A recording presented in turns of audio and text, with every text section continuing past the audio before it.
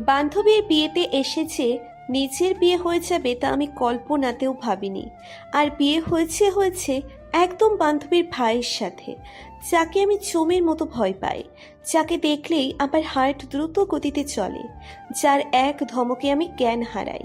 তাকেই কিনা বিয়ে করতে হয়েছে ভেবেই আমার জ্ঞান হারাবার উপক্রম। এসব ভেবেই নিজের প্রতি দয়া হলো।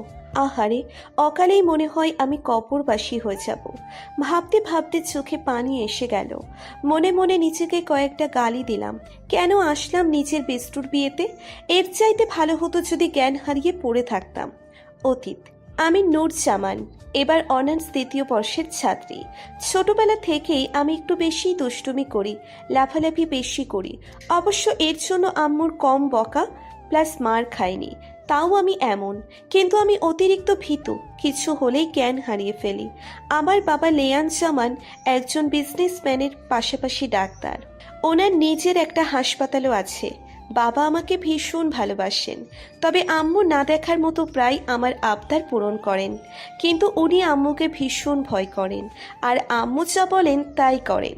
আর আম্মু রেহেলা খান, উনি একজন ব্যবসায়ী। উনি শাড়ি, গহনা ইত্যাদি নিয়ে ব্যবসা করেন। আর আমার ছোট ভাই লিয়ন জামান এবার ক্লাস 9-এ পড়ছে। এই হলো আমার পরিবার। কিন্তু ছোট ভাইয়া হওয়ার পর থেকে আম্মু আমার সাথে অদ্ভুত আচরণ করেন। যেমন আমার দিকে ওনার কোনো খেয়াল থাকে না। আমি বেঁচে আছি কি মরে গেছি তাতে ওনার কিচ্ছু যায় আসে না। প্রথম প্রথম আমি এইগুলো নিয়ে বেশ মানসিক চাপে ছিলাম, কিন্তু পরে সব মানিয়ে নিলাম। ভেবে নিলাম আম্মু এমনিই শুধু লিয়ন ছেলে বলে একটু বেশিই ভালোবাসেন। আর আমার স্কুল লাইফ থেকে একটাই বেস্ট ফ্রেন্ড, মারিয়া মির্জা নাম। যেমন সুন্দর দেখতে, তার থেকেও বেশি সুন্দর। তার পরিবারটা যেন পরিবার না, একটা রাজনৈতিক পরিবার। তার দাদা থেকে শুরু করে তার ভাই পর্যন্ত রাজনীতি করে।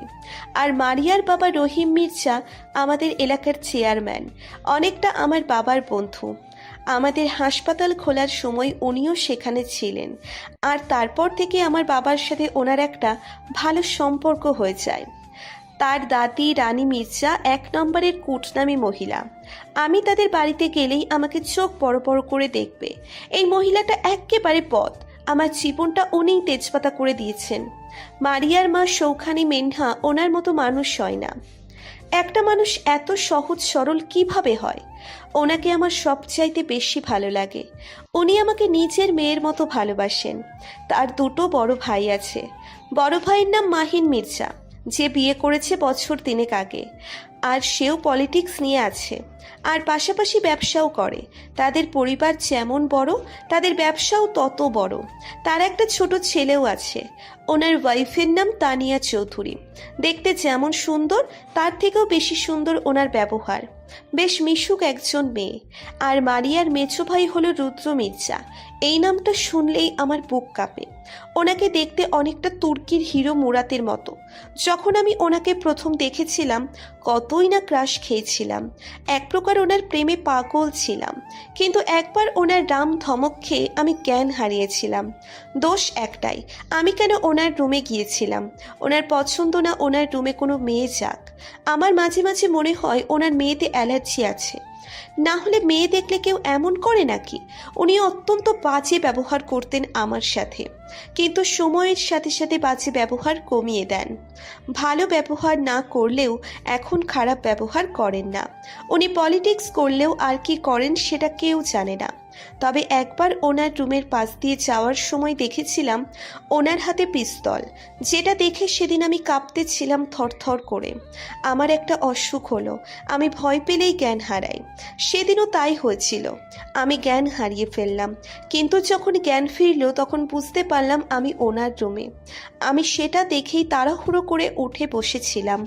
তার সাথে সাথেই উনি কোথা থেকে এসে আমার মাথায় পিস্তল ঠেকিয়ে রেগে বললেন, যদি এই খবরটা বাহিরে যায় তাহলে সেদিন তোমার শেষ দিন, বলে রাখলাম। ওনার এমন ধমকানোতে প্রায় আমি জ্ঞান হারাচ্ছিলাম।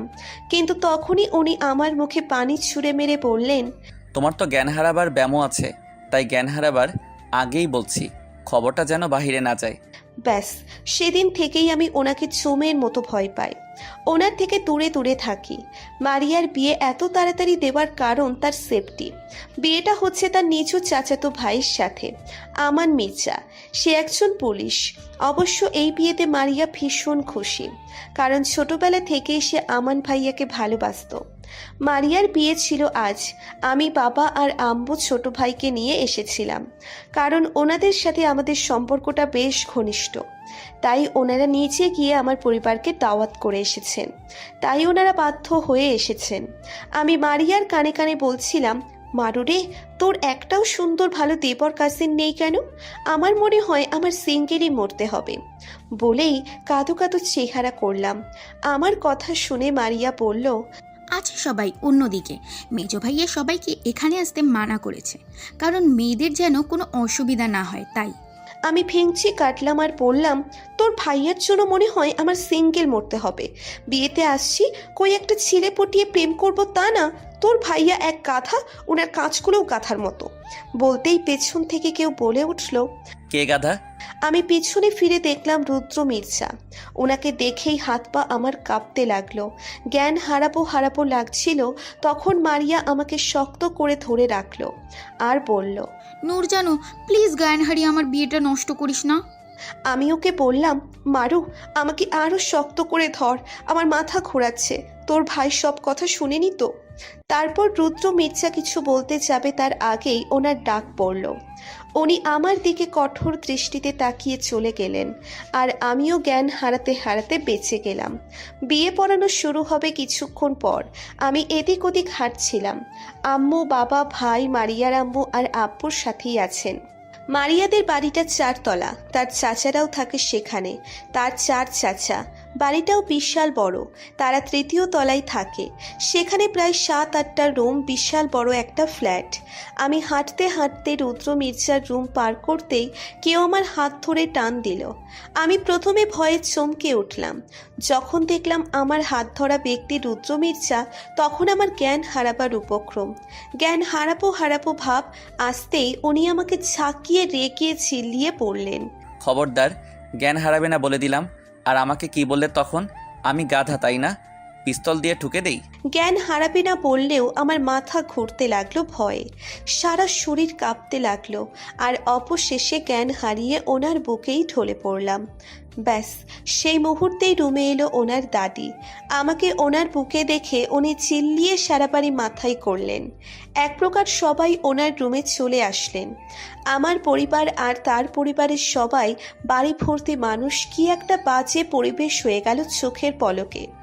ওনার দাদি অনেকটা নাটকবাজ মহিলাদের মতো, কিন্তু তখনও আমি ওনার বুকে ঢলে পড়ে আছি, আর উনি আমাকে এক হাতে ধরে রেখেছেন। আমার পরিবার আর তাদের পরিবারের সবাই স্তব্ধ, কারোর মুখে কোনো কথা নেই।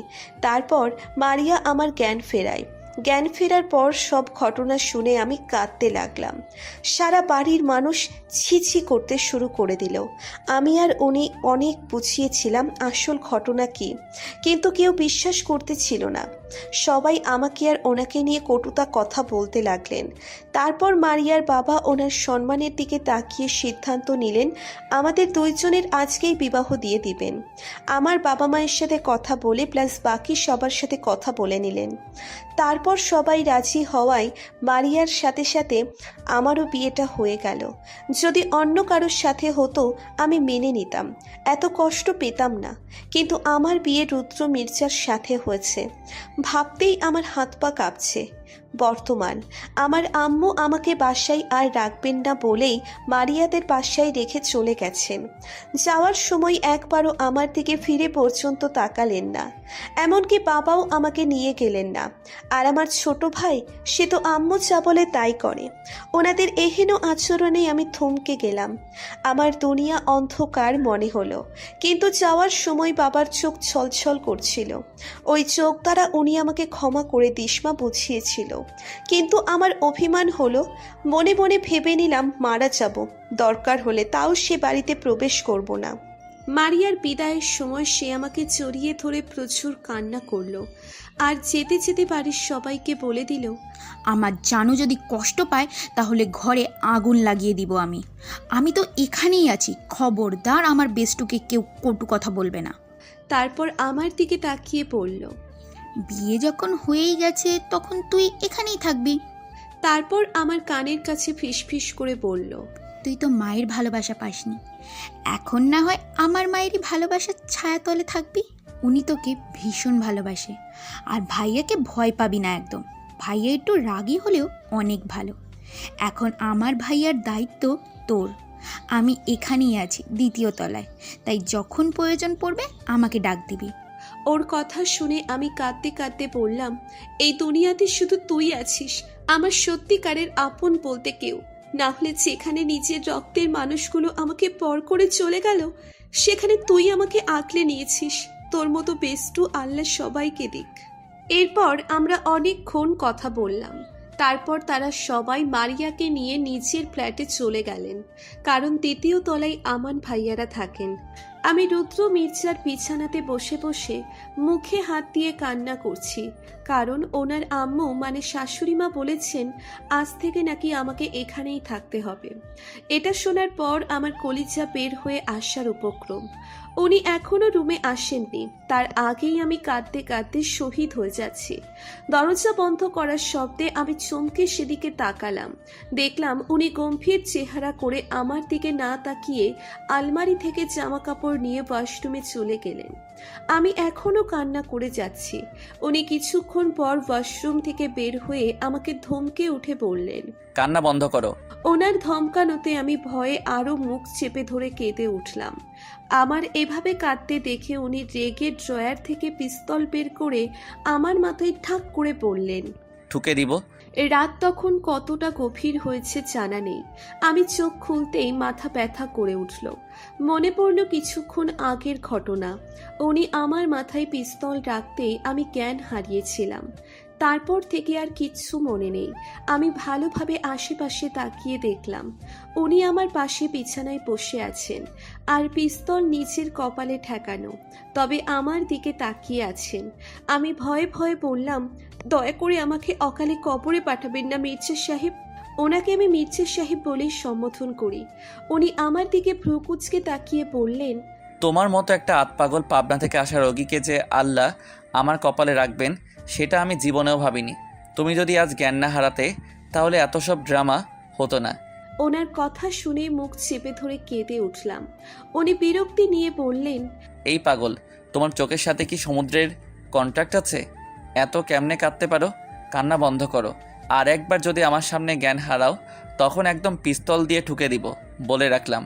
ওনার কথা শুনে ভয়ে আমি দ্রুত শ্বাস নিতে লাগলাম। মনে হলো এখনই আমি মারা যাব। আমার এই রকম অবস্থা দেখে উনি রেগে আমার দিকে তাকালেন। তারপর একটা গ্লাসে পানি ঢেলে গ্লাসটা আমার দিকে এগিয়ে দিলেন। ওনার থেকে গ্লাসটা নিয়ে আমি পুরো গ্লাসের পানি খেয়ে নিলাম। তারপর একটু শান্ত হলাম। আমি শান্ত হতেই উনি বললেন, বিয়েটা যখন হয়েছে তখন আমাদের একসাথে মানিয়ে নিতে হবে। আমি ডিভোর্স দিয়ে তোমার জীবন নষ্ট করতে চাই না। আমারও বোন আছে, আর দ্বিতীয়ত আমার জীবনে থাকতে হলে কিছু রুলস মেনে চলতে হবে। মন দিয়ে শুনো, তুমি এখন মির্জা পরিবারের বউ, আর তুমি নিশ্চয়ই জানো এই মির্জা বংশের বুকলা কেমন। একদম লাফালাফি, দুষ্টুমি, বাচ্চামো আমি একদম সহ্য করব না। আর সবচাইতে বড় কথা, কোনো ছেলে পেন্ট রাখা যাবে না। এমনকি কোনো ছেলে কাজিনের সাথেও কথা বলতে পারবে না। বোরকা ছাড়া বাসা থেকে বের হতে পারবে না। আর পড়ালেখা করবে ঠিক আছে, কিন্তু সংসারও সামলাতে হবে, যেভাবে আম্মু আর ভাবিলা সামলায়। বুঝেছ? ওনার কথা শুনে হা হয়ে গেলাম। মনে মনে ভাবলাম এর চাইতে তো জেলখানা ভালো ছিল। আমি জীবনেও ভাবিনি এই সংসার টংসারের কথা। আম্মু আমাকে পছন্দ না করলেও কোনোদিন দাসীর মতো রাখেননি।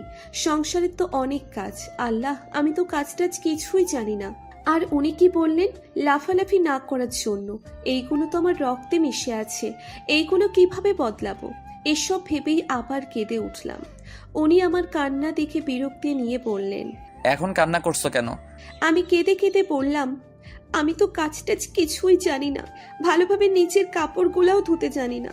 উনি এবার রেগে তাতে দাঁত চেপে বললেন, জানো না যখন শিখে নিবে। আমি কিছু না বলে কাঁদতে লাগলাম। আমার কান্না থামছে না দেখে উনি বড় একটা ধমক দিয়ে বললেন, কান্না থামাও আর ফ্রেশ হয়ে এসো। এমন ময়লা জামা কাপড়ে তোমাকে আমি আমার বিছানায় জায়গা দিব না। কি হলো, যাও। ওনার ধমকের সাথে সাথে আমি তাড়াহুড়ো করে উঠে দাঁড়ালাম। মনে হচ্ছিল জ্ঞান হারাবো, কিন্তু ওনার ভয়ে তাও করতে পারছিলাম না। আম্মু বাসায় গিয়েই আমার জামা কাপড়, বই খাতা, যাবতীয় সব জিনিস পাঠিয়ে দিয়েছিলেন। আমি আমার ব্যাগ থেকে একটা ঘুমানোর জন্য জামা নিয়েই ওয়াশরুমের দিকে গেলাম। কয়েক মিনিট পর আমি ফ্রেশ হয়ে বের হলাম। প্লাজো প্যান্ট আর একটা লম্বা ঢিলেঢালা টি শার্ট আর ওড়না।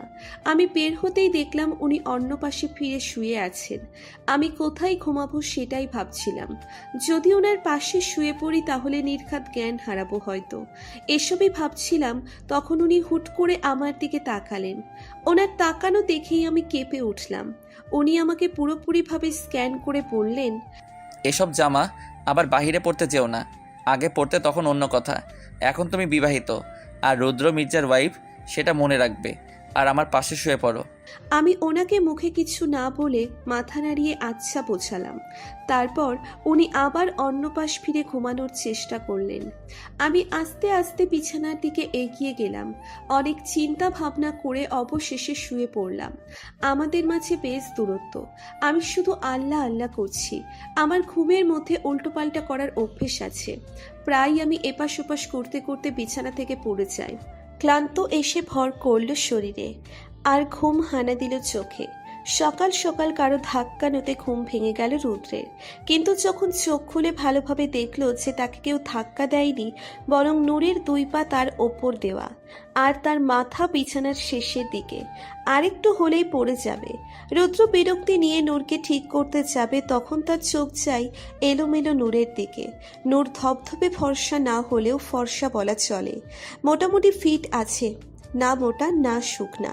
তার জামা কাপড় একদম এলোমেলো, প্যান্ট হাঁটু পর্যন্ত উঠে গেছে, জামা উপরে উঠে অনেকটাই পেট বের হয়ে আছে। রুদ্র চোখ সরিয়ে নিল। নূর বেশ আবেদনময়ী, তাই সে দ্রুত নিজেকে সামলিয়ে উঠে ওয়াশরুমে চলে গেল। নূরকে আর ডাকলো না। বিছানা থেকে পড়ে যেতেই নূরের ঘুম ভেঙে গেল। এটা নতুন না, তাও সে কোমর ধরে আশেপাশে তাকিয়ে অবাক হয়ে গেল। মনে মনে ভাবল সে হয়তো স্বপ্ন দেখছে। কিন্তু ওয়াশরুম থেকে রুদ্রকে বের হতে দেখে তার গতকালকের সব ঘটনা মনে পড়ল। নূরকে নিচে বসে থাকতে দেখে ভ্রু কুঁচকে রুদ্র বলল, এই রোগী এভাবে নিচে বসে আছো কেন? আমি ওনার কথা শুনে ভয়ে ভয়ে আমার মুখ কালো করে ফেললাম। আসলেই আমি বিছানা থেকে পড়ে গেছি। আমার কথা শুনে উনি আমার দিকে তাকিয়ে কিছুক্ষণ তাকালেন, তারপর হালকা হেসে ঠোঁট কামড়ে বললেন, এমন পাগল যে আমার কপালে ছিল তা আমার জানা ছিল না। বলেই রুম ত্যাগ করলেন। ওনার কথা শুনে মন খারাপ করে ফ্রেশ হতে চলে গেলাম। ফ্রেশ হয়ে এসে আমি একটা সালোয়ার কামিজ পরে নিলাম। কিন্তু কিছুক্ষণ পর আন্টি, মানে যে এখন আমার শাশুড়ি, উনি আর ভাবি আসলেন, মানে মারিয়ার বড় ভাবি। ওনাদের হাতে কিছু শাড়ি আর গহনা, প্রায় 6-7টা শাড়ি হবে। শাশুড়ি মা বললেন, কেমন আছো নুরমণি? আমি বললাম, আমি ভালো আছি আন্টি, আপনি ভালো আছেন? আসলে আন্টি সরি, আমি জানতাম না এত সব ঘটনা ঘটে যাবে, মন খারাপ করে পড়লাম। শাশুড়ি মা মুচকে হেসে বললেন, তোমাকে ছেলের বউ হিসেবে পেয়ে আমি ভীষণ আনন্দিত। আমি মনে মনে এটাই চেয়েছিলাম, তবে রুদ্রের ভয়ে কিছু বলিনি। আর আমাকে আন্টি নয়, আম্মু কিংবা মা বলেই ডাকবে। আমি মাথা নাড়িয়ে আচ্ছা বোঝালাম। তখন ভাবি বললেন, তোমাকে আমি ছোট বলেই ডাকবো, কেমন? আমি হেসে বললাম, ঠিক আছে ভাবি। তারপর শাশুড়ি মা বললেন, এই বাড়ির সব বউদের শাড়ি পরতে হয়, আজ থেকে তুমিও পরবে। আর এই নাও, এখানে অনেক গহনা আছে। এসব আমি অনেক আগেই বানিয়ে রেখেছিলাম মেজো ছেলের বউয়ের জন্য। এখন যখন তুমিই তার বউ, তখন এসব তোমার। আমি ওনাদের দিকে অসহায় চোখে তাকিয়ে বললাম, আমি তো শাড়ি পরতে জানি না, না গহনা পরতে পছন্দ করি। ভাবি হেসে বললেন, সে আমিও ছিলাম তোমার মতো, কিন্তু এখন দেখো এগুলো না পড়লে ভালোই লাগে না। তারপর শাশুড়ি মায়ের দিকে তাকিয়ে বললেন, আপনি যান মা, আমি ওকে রেডি করিয়ে আনছি। তারপর শাশুড়ি মা চলে গেলেন। তারপর ভাবি আমাকে লাল একটা শাড়ি পরিয়ে দিলেন, ঠিকভাবে পিনও করে দিলেন যাতে শাড়ি খুলে না যায় প্লাস পরে না যায়। তারপর হাতে মোটা বালা, সুন্দর করে হিজাব করা, তার উপর টিকলি দেওয়া, আর শেষে নাকফুল, ব্যাস রেডি। ভাবি আমার শাড়ি আরও ঠিক করে দিতে দিতে বললেন, জানো কপাল খারাপ তোমার আর আমার, না হলে কি এই দুই ভাইয়ের বউ হয়ে আসতাম এই ঘরে। ইচ্ছা মতো শ্বাস নেওয়ারও স্বাধীনতা নেই। তোমার ভাইয়া যে পরিমাণ পসেসিভ আমাকে নিয়ে, আর ছোট ভাইও কম না, সবেমাত্র বিয়ে হয়েছে, আস্তে আস্তে বুঝবা কত ধানে কত চাল। ভাবির কথার মানে আমি বেশ বুঝেছি। আমার জীবন যে জেলখানায় পরিণত হবে তা একেবারে শিওর। ওনার জন্য ঠিকভাবে শ্বাসটাও নিতে পারবো না, না হারাতে পারবো ইচ্ছে মতো জ্ঞান। আমার জ্ঞান হারানোও আমাকে মিস করবে। এসব ভেবেই কাঁদো কাঁদো চেহারা করলাম। ভাবি আমাকে বললেন, মারিয়ার বিয়ে হয়েছে, তাই এতিমখানার বাচ্চাদের খাওয়াবেন শ্বশুর বাবা।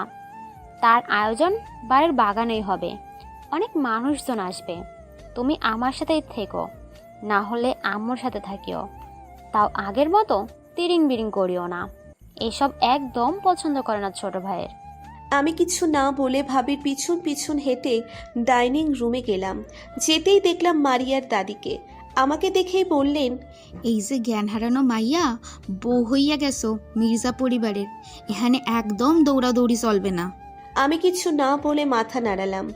এখানে কোনো বাড়ির পুরুষকে দেখলাম না, হয়তো সবাই নিচে এতিমখানার বাচ্চাদের খাওয়ানোর ব্যবস্থা করছেন।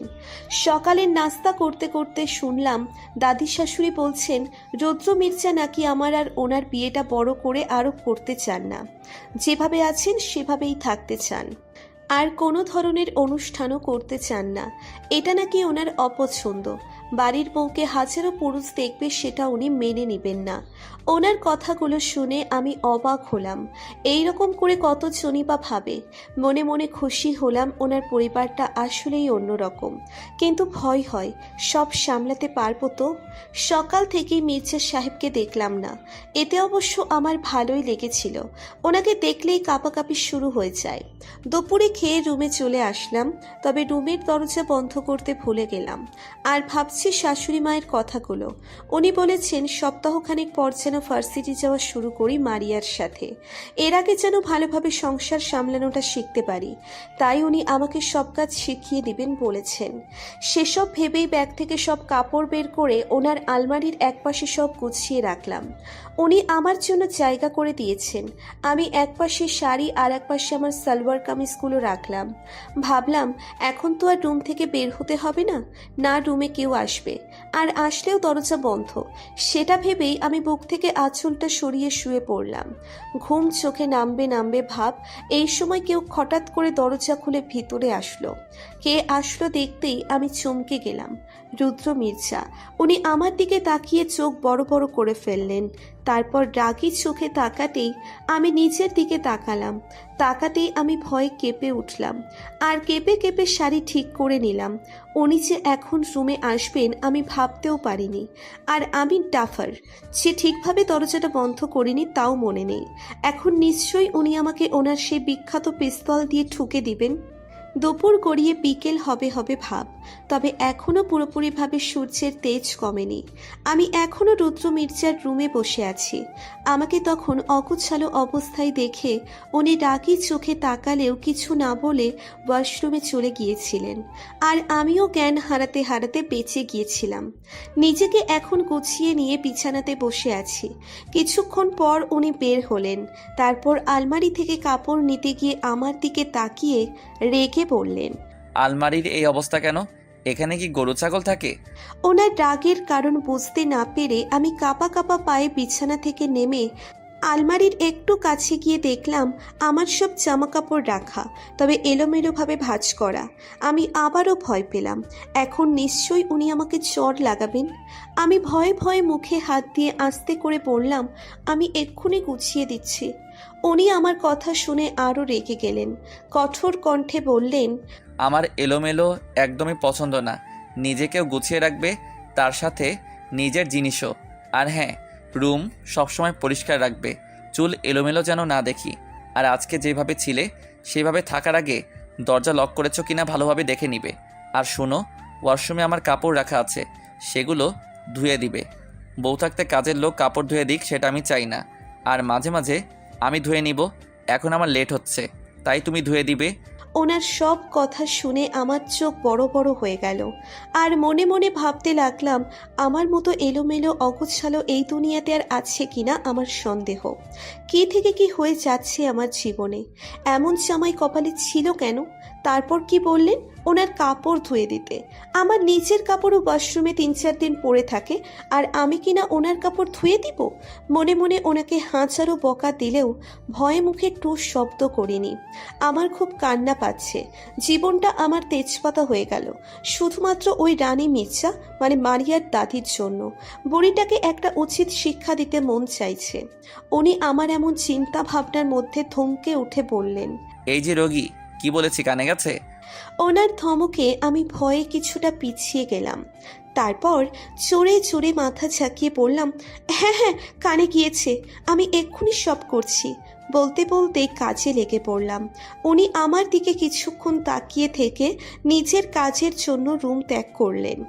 ভাইয়া, রুদ্র মির্জা নাকি বিয়ে করে ফেলেছে? রেয়ান চৌধুরী চোখ মুখ শক্ত করে বললেন। হ্যাঁ, খবরটা আমিও শুনেছি। ফারিয়া চৌধুরী কেঁদে কেঁদে বলল, কিন্তু ভাইয়া, তুমি না বলেছিলে ওর বাবার সাথে আমার আর তার বিয়ের কথা বলবে? আমি বলে দিচ্ছি, ওর সাথে আমার বিয়ে না হলে আমি সুইসাইড করব।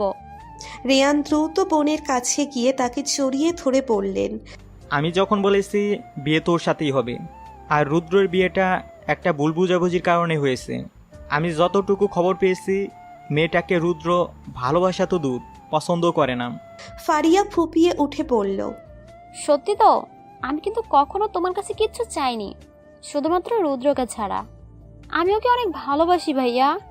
রেয়ান আতুরে হাতে বোনের মাথায় হাত বলিয়ে দিয়ে বললেন, আমার পুতুল যা চাইবে আমি তাকে তাই দিব। দরকার পড়লে ওই মেয়েটাকে ওর জীবন থেকে সরিয়ে দিব, তাও তুই কষ্ট পাস না। রেয়ান চৌধুরী আর ফারিয়া চৌধুরী তারা আপন ভাই বোন। ছোটবেলায় তাদের মা বাবা মারা যান, কিভাবে মারা যান কেউ জানে না। তখন থেকে রেয়ান ফারিয়াকে আগলে রেখেছেন। নিজে অনেক কষ্ট করে এত কিছু করেছে। তার বোন ছাড়া এই দুনিয়াতে আর কেউ নেই। আর তার চাচা মামারা ছোটবেলায় তাদের থেকে মুখ ফিরিয়ে নিয়েছিলেন, তাই এখন সেও তাদের খোঁজ খবর রাখে না। রেয়ান পলিটিক্স করার পাশাপাশি নিজের ব্যবসা সামলায়। রেয়ান অনেক আগেই পড়ালেখা শেষ করেছে, আর ফারিয়া এবার অনার্স ফাইনাল ইয়ারে। বাসায় একবার রহিম মির্জাকে দাওয়াত করেছিলেন, তাও ব্যবসার পার্টনারশিপ করার জন্য। তখন ওনার সাথে এসেছিল রুদ্র মির্জা, আর সেদিন তাকে দেখে তার বোনের পছন্দ হয়।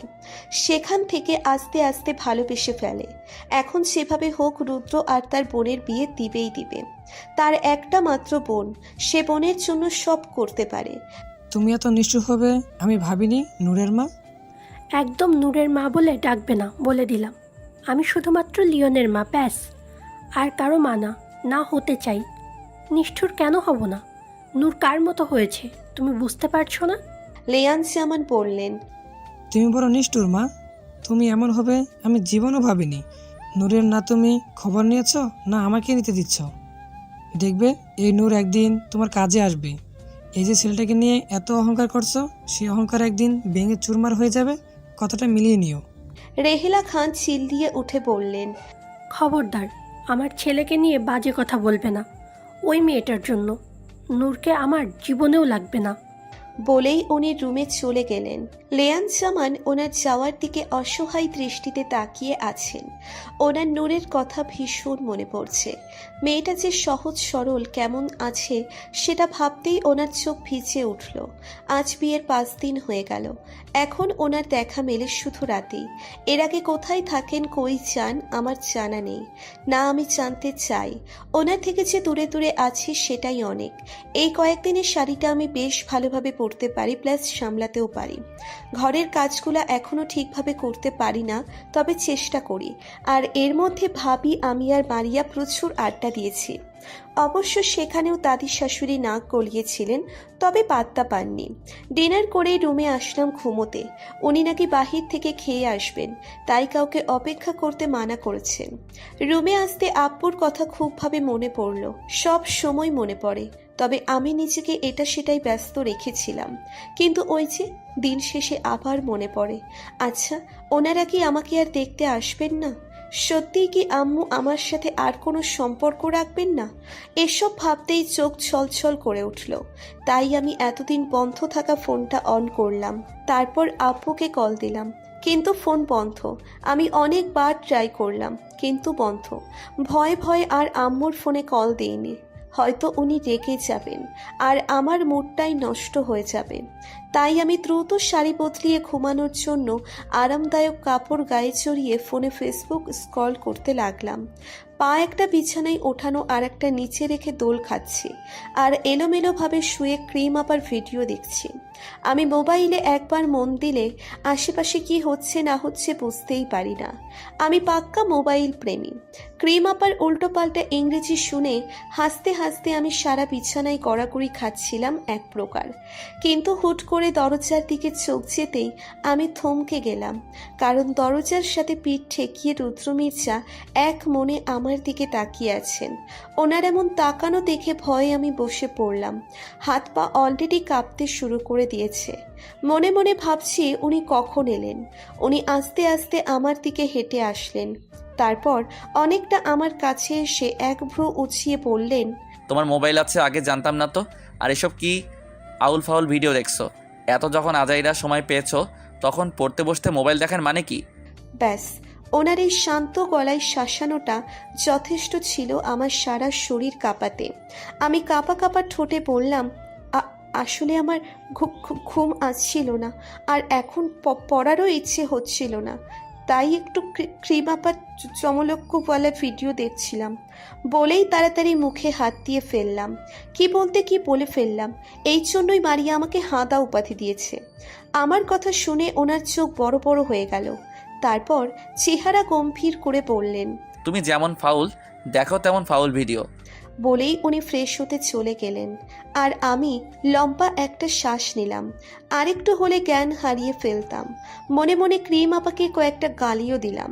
আস্তে আস্তে ওনার প্রতি ভয়টা আমার কমে যাচ্ছে। হয়তো পবিত্র বন্ধনে আবদ্ধ হয়েছি তাই। তবে পুরোপুরিভাবে ভয়টা যায়নি। ওনার রাম ধমককে এখনও ভয় পাই আমি। এসব ভেবেই ফোনটা বন্ধ করে পাশে রেখে ঘুমানোর চেষ্টা করলাম। কিছুক্ষণ পর উনিও ঘুমোতে আসলেন, তবে হাতে অনেকগুলো ফাইল নিয়ে। উনি বিছানায় বসে সেসব নিয়ে কি হিজিবিজি কাজ করছেন। আমি সেদিকে পাত্তা না দিয়ে ঘুমিয়ে পড়লাম।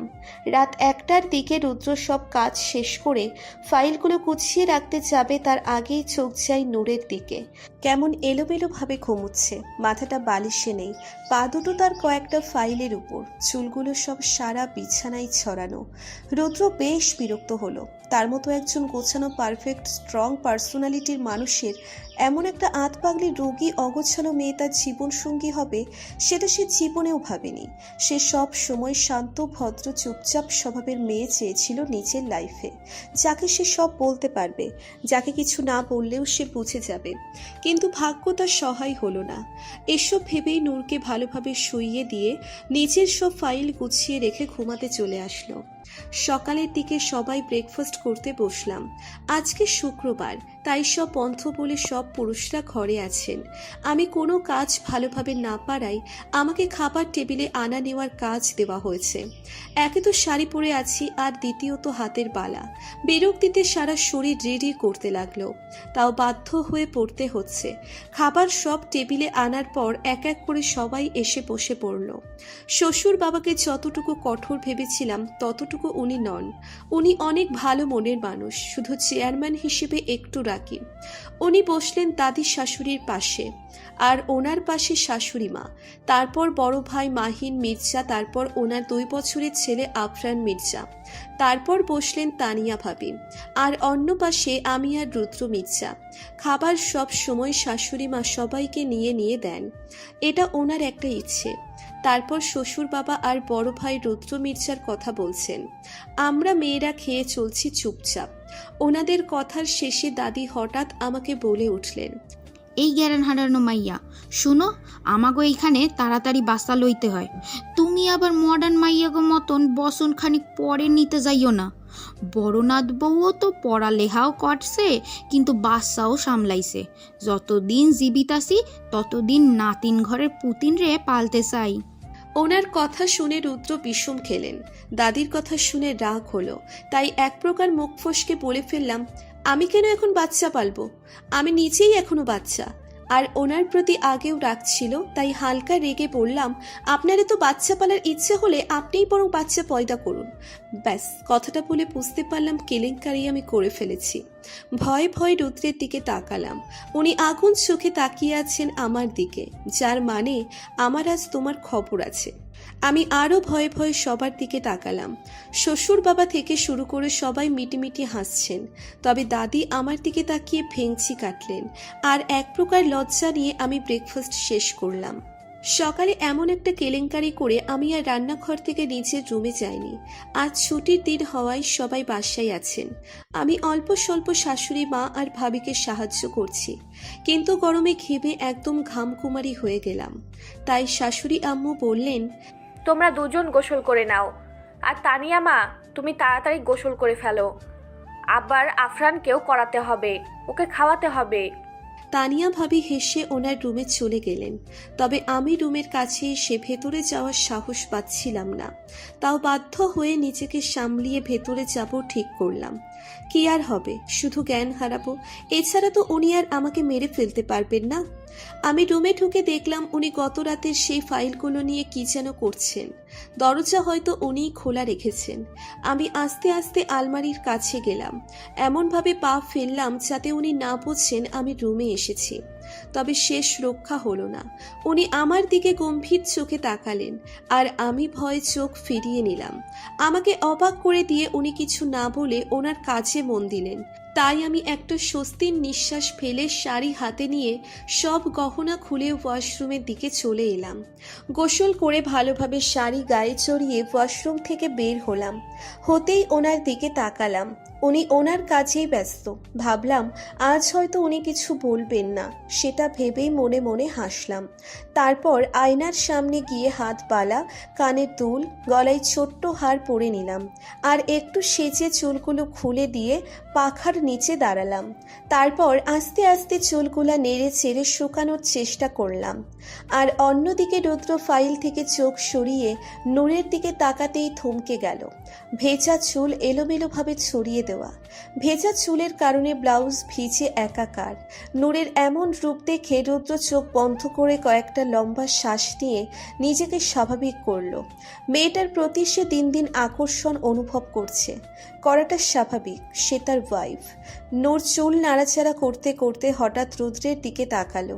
রুদ্রের গভীর চোখ দুটো তার মধ্যে সীমাবদ্ধ দেখে চমকে উঠল। রুদ্র এখনো ঘোর লাগা চোখে তাকিয়ে আছে নূরের দিকে, কিন্তু কিছু একটা মনে পড়তেই সে দ্রুত উঠে নূরের কাছে গিয়ে তার হাত পিছনে আলতো চেপে ধরে বলল, বলছিলাম না যেখানে সেখানে বাচ্চামো না করতে? হ্যাঁ বলেছিলাম। রুদ্রের এমন হুট করে আক্রমণে ঘাবড়ে যায় নূর, যেন মনে হলো সে জ্ঞান হারাবে। রুদ্র হয়তো সেটা বুঝতে পারল, তাই রেগে বলল, যদি জ্ঞান হারাও তাহলে এমন অবস্থা করব যে আর জ্ঞান ফিরে আসবে না। ওনার কথার চমকারে আমি আর জ্ঞান হারালাম না, তবে মৃদু কাঁপছে আমার সারা শরীর। আমার কাঁপাকাঁপি দেখে উনি বিরক্ত হয়ে বললেন, এত কাঁপছো কেন? ভালোভাবে দাঁড়াও বলছি। আমি নিজেকে যথেষ্ট শান্ত রাখার চেষ্টা করলাম, তবে সফল হলাম না। এক প্রকার দুর্বল হয়ে ওনার বুকে ঢলে পড়লাম, তবে জ্ঞান হারাইনি। উনি আমার এমন কাজে হতবম্ব হয়ে গেলেন। তারপর মিনমিন গলায় পড়লেন, একটু কাছে আসতেই তুমি জ্ঞান হারাও, আর দাদি যা বললো তা করতে গেলে তো তোমাকে আর খুঁজেও পাওয়া যাবে না, ন্যাকা। ওনার কথার মানে বুঝতে পেরে লজ্জায় আমি লাল হয়ে গেলাম, তবে দুর্বল শরীর নিয়ে ওনার বুক থেকে মাথা তুলতে পারলাম না। উনি আমাকে বললেন, দাদি আমাদের সবার গুরুজন, ওনাকে আমরা সবাই সম্মান দিয়ে কথা বলি। তুমি যেভাবে কথা বলেছ নিশ্চয়ই উনি কষ্ট পেয়েছেন। উনি কথাগুলো ভুল বলেননি, কারণ উনি তো সে জামানার মানুষ, তাই ওনার কথাগুলো এমন। তুমি আমার অর্ধাঙ্গিনী, তাই তোমাকে বোঝাচ্ছি এখন, কিন্তু পরের বার যেন আর ভুল না হয়। তখন বোঝাবো না, বরং পিস্তল দিয়ে ঠুকে দিব। এখনও চিনো নাই আমাকে? ওনার কথাগুলো শুনে ভয়ে আমি আরও জমে গেলাম। আসলেই তো উনি ভুল কথা বলেননি। আমি কোনো দিনও দাদির সাথে এমন বিহেভ করতাম না। ওনার প্রতি রাগ ছিল, সেটাই বের করেছিলাম তখন। উনি আমাকে এত সুন্দর করে বোঝালেন যে আমার বেশ ভালো লাগলো। তবে শেষের কথা শুনে কেঁপে উঠলাম। তারপর আমি আস্তে আস্তে ওনার বুক থেকে মাথা তুলতেই উনি হুট করে আমার কোমর জড়িয়ে ধরলেন। ওনার কাজে আমি বোকা বনে গেলাম। আমি চোখ বড় বড় করে ওনার দিকে তাকাতেই উনি বললেন, এমন আধবেজা অবস্থায় আমার সামনে আসবে না বলে দিলাম। ভুল কিছু হয়ে গেলে তুমি 1 মাস জ্ঞান হারিয়ে পড়ে থাকবা। বলেই আমাকে ছেড়ে আবার বিছানায় বসে পড়লেন। ওনার কথা শুনে লজ্জায় আমি কুঁকড়ে গেলাম। তারপর নিজেকে পরিপাটি করে ওনার দিকে না তাকিয়ে রুম ত্যাগ করলাম। আজ অনেক দিন পর আমি আর মারিয়া ভার্সিটি যাচ্ছি, তাও আবার তাদের গাড়ি নিয়ে, যা আমার কাছে বিরক্তিকর, কারণ আমি সব সময় রিক্সা করে চলাচল করতে পছন্দ করি। কিন্তু শ্বশুর বাবার হুকুমে আমাদের গাড়ি করেই যেতে হচ্ছে। আর মির্জা সাহেবের কথা মতো আমি কালো বোরখা হিজাব পরলাম। আমি আগেও পরতাম, তবে মাঝে মাঝে। আমি ভার্সিটি আসার আগে উনি বারবার করে বলেছেন দুষ্টুমি লাফালাফি একদম করবে না। ওনার এক প্রকার হুমকি ধুমকি শুনে ভার্সিটি যাচ্ছি। তো মিস্টার রুদ্র মির্জা, নিজের ওয়াইফকে কখন ডিভোর্স করছো? রুদ্র ভ্রু কুঁচকে রেয়ান চৌধুরীর দিকে তাকিয়ে বললেন, আমি কেন আমার ওয়াইফকে ডিভোর্স দিতে যাব? ও মিস্টার রুদ্র মির্জা, আমি জানি তোমাদের বিয়েটা একটা মিস্টেকের কারণেই হয়েছে। রুদ্র স্বাভাবিক গলায় পড়ল। তো রেয়ান হেসে বললেন, তো কথা হচ্ছে, আমার বোন তোমাকে পাগলের মতো ভালোবাসে। আমি চাই তুমি আমার বোনকে বিয়ে করো। রেয়ানের কথা শুনে রুদ্র চেহারায় বিরক্তি ফুটিয়ে তুলে বললেন, মিস্টার রেয়ান চৌধুরী, আমি অলরেডি বিবাহিত। আমার 2টো বউ পালার ইচ্ছে কিংবা মোট কোনোটাই নেই। রেয়ান এবার চোখ মুখ শক্ত করে বললেন, তুমি তোমার ওয়াইফকে ডিভোর্স দিবে আর আমার বোনকে বিয়ে করবে, এটাই ফাইনাল। রুদ্র বাঁকা হেসে বললেন, আমার লাইফের ডিসিশন কি আপনি নেবেন মিস্টার রেয়ান চৌধুরী? আর আমি আমার ওয়াইফকে ডিভোর্স দিয়ে তার জীবন নষ্ট করতে চাই না। রেয়ান কিছুক্ষণ চুপ থেকে আবার বললেন, তাহলে আমাদের মাঝে একটা ডিল হয়ে যাক। রুদ্র শান্ত গলায় বললেন। কিসের ডিল? রেয়ান শান্ত আর স্বাভাবিক গলায় বললেন, তুমি যখন চাও না তোমার বর্তমান ওয়াইফকে ডিভোর্স দিয়ে জীবন নষ্ট করতে, তখন আমি একটা কথাই বলবো, তুমি ডিভোর্স দিয়ে দাও ওই মেয়েটাকে। তারপর না হয় তাকে আমি বিয়ে করব, আর তাও তুমি আমার বোনকে বিয়ে করে নাও। আমার বোনের জন্য এতটুকু ত্যাগ আমি করতেই পারি। রুদ্র তার কথা শুনে রেগে টেবিলে থাকা গ্লাসটা নিচে ফেলে বলল, মুখ সামলে কথা বলুন মিস্টার রেয়ান চৌধুরী। ভালোভাবে কথা বলছি বলে মাথায় উঠে নাচবেন না। আমি আমার বর্তমান ওয়াইফ নিয়ে সন্তুষ্ট আছি, আর আমি কাপুরুষ না যে নিজের ওয়াইফকে অন্য কারোর হাতে তুলে দিব। Get out. বলেই চিল্লিয়ে উঠল। রেয়ান অপমানে সেই জায়গা ত্যাগ করল, তবে যেতে যেতে বললেন, আমার বোনকে তোমার বিয়ে করতেই হবে। রেয়ানের সব কথা ভাবতেই রাগে সারা শরীর কাঁপছে রুদ্রের। সে কখনোই ভাবতে পারে না নূর অন্য কারো হবে সেটা। সে নূরের সাথে থাকতে থাকতে তার মায়ায় পড়ে গেছে, কিন্তু রেয়ানের কথাগুলো কোনোভাবে ভুলতে পারছে না। তাই সেখানে থাকা কিছু জিনিসপত্র ভাঙতে শুরু করলো। সে কখনো তাদের অফিসে আসে না, তার আলাদা কাজ থাকে সব সময়। কিন্তু বাবার কথাতেই আজকে বাধ্য হয়ে আসলো। আর আসতেই রেয়ান হাজির। রুদ্র মনে মনে ভাবল, রেয়ান যদি এমন একটা বাজে ডিল নিয়ে আবার কখনো তার কাছে আসে, তখন সে নির্ঘাত ঠুকে দিবে। রেয়ান নিজে আজ গাড়ি চালিয়ে বোনের ভার্সিটির দিকে যাচ্ছে। সে কোনো সময় বোনকে আনতে চায় না, কারণ ব্যস্ততার জন্য একদম সময় পায় না। কিন্তু আজ সে ফ্রি, তাই বোনকে সারপ্রাইজ দিতে আসা। মনে মনে ভাবছে রুদ্রের কথাগুলো। রুদ্র যা বলেছে তা একদম ঠিক, তবে রেয়ান কি করবে? বোন তাকেই ভালোবাসে। ভাবলো পরে আবার বোঝাবে রুদ্রকে। আপাতত সব শান্ত হোক। ভার্সিটির কাছে আসতে সে গাড়ি থেকে বের হয়ে গাড়ির সাথে হেলান দিয়ে দাঁড়িয়ে আছে, কখন তার বোন বের হবে তার জন্য। কিন্তু কিছুক্ষণ পর কিছু একটা দেখে রেয়ান থমকে যায়। কঠোর হৃদয়ে খেলে যায় এক রাশ অনুভূতি। এই অনুভূতির সাথে তার নতুন পরিচয়। সে জানে না এই অনুভূতির নাম কি। সে দেখতে পায় তার থেকে কিছুটা দূরে দুটো মেয়ে বেলুন নিয়ে টানাটানি করছে, কিন্তু তার চোখ আটকে যায় কালো বোরখা হিজাব পরা মেয়েটির দিকে। চেহারা দেখা যাচ্ছে, কারণ মুখে দেওয়া মাস্কটা হাতে নেওয়া। গোলগাল টাইপের গাল দুটো ঘেমে লাল হয়ে আছে। কাজলহীন চোখ দুটো বেশ আকর্ষণীয়, ঠোঁটটা অনেকটা গোলাপি। এতটুকু ভাবতেই মেয়েটা তার কাছে এসে বলল, ভাইয়া আপনি কি আমার বেলুনগুলো রাখবেন? তবে ওই যে চুন্নি, ওকে আবার দিতে যাবেন না। ও আপনার থেকে নিতে আসলে অবশ্যই ধমক দিবেন। বলেই মেয়েটা আমার গাড়ি পিছনে লুকালো। মেয়েটার কণ্ঠ শুনে যেন আমি অন্য দুনিয়ায় হারিয়ে গেলাম। সে কি বলল সেটা আমি শুনিওনি, শুধু ওর দিকে তাকিয়েছিলাম। মেয়েটাকে খুঁজতে এলো সে মেয়েটা যাকে সে চুন্নি বলে সম্বোধন করছেন। সে মেয়েটা আমার কাছে এসে বেলুনগুলা দেখে বলল, ভাইয়া নিশ্চয়ই বেলুনগুলো আপনাকে নূর দিয়েছে। তো নূর কই জানেন? যাকে দেখে আমার হার্ট দ্রুত চলা শুরু করেছিল সে মেয়েটার নাম নূর। সেটা জেনেই মনে মনে হাসলাম। আরও হাসি পেল তাদের বাচ্চামো দেখে। আমি মেয়েটার দিকে তাকিয়ে বললাম, হ্যাঁ এইগুলো আমাকে নূরময়ী দিয়েছে, আর সে আমার গাড়ির পিছনেই লুকিয়ে আছে। আমার কথা শুনে নূরময়ী গাড়ির পিছন থেকে বের হয়ে এসে সু মেরে বেলুনগুলা নিয়ে আমাকে বলল, আপনার মতো আচাইরা লোককে বিশ্বাস করাই আমার ভুল হয়েছে। কেন বলতে গেলেন? মজাটাই নষ্ট করে দিলেন। বলেই এক প্রকার রেগে চলে গেল নূরময়ী। তার পিছন পিছন চলে গেল তার সাথে থাকা মেয়েটা। ওর কথা শুনে মুচকে হাসলাম। মেয়েটা বড়ই বাচ্চামো স্বভাবের। তারপর মনে মনে নূরময়ী নামটা কয়েকবার উচ্চারণ করতেই রেয়ানের মনে অদ্ভুত অনুভূতি হলো। রোদের তাপে সারা শরীর ঝলসে বাসায় এসে আমি আর মারিয়া ঝগড়া শুরু করে দিলাম। ও আজ এখানেই থাকবে, কারণ আমান ভাইয়া একটা কাজে শহরের বাহিরে গেছেন। কয়েকদিন লাগবে ফিরতে, তাই সে নিচের রুমেই থাকবে। আমাদের ঝগড়া মূলত বেলুন দিয়ে। ভার্সিটি থেকে বের হয়ে মারিয়া কতগুলো বেলুন কিনে নিল। সে বেলুন প্রেমী, তাই তাকে রাগাতেই এক প্রকার জোর করে ওর কাছ থেকে বেলুনগুলো নিয়ে দৌড় লাগিয়েছিলাম।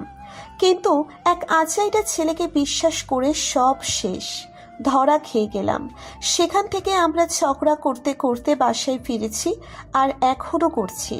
অবশেষে মারিয়া বলল, জানু বাদ দে, দোষ দুইজনেরই। সে বিকেল থেকে আমি আর মারিয়া আড্ডা দিয়ে যাচ্ছি মারিয়ার রুমে। দুইজনে অনেক মজাও করছি বটে, এটা সেটা বলে। অনেকটা সন্ধ্যা হয়ে গেছে, তাও আমাদের আড্ডার শেষ নেই যেন। কিন্তু আমাদের আড্ডার মাঝে তাদের কাছের লোক রিনি ভাবি এসে আমাকে বললেন, মেজো ভাবি আপনাকে মেজো ভাই ডাকে। আমি ভ্রু কুচকে বললাম, উনি কখন আসলেন?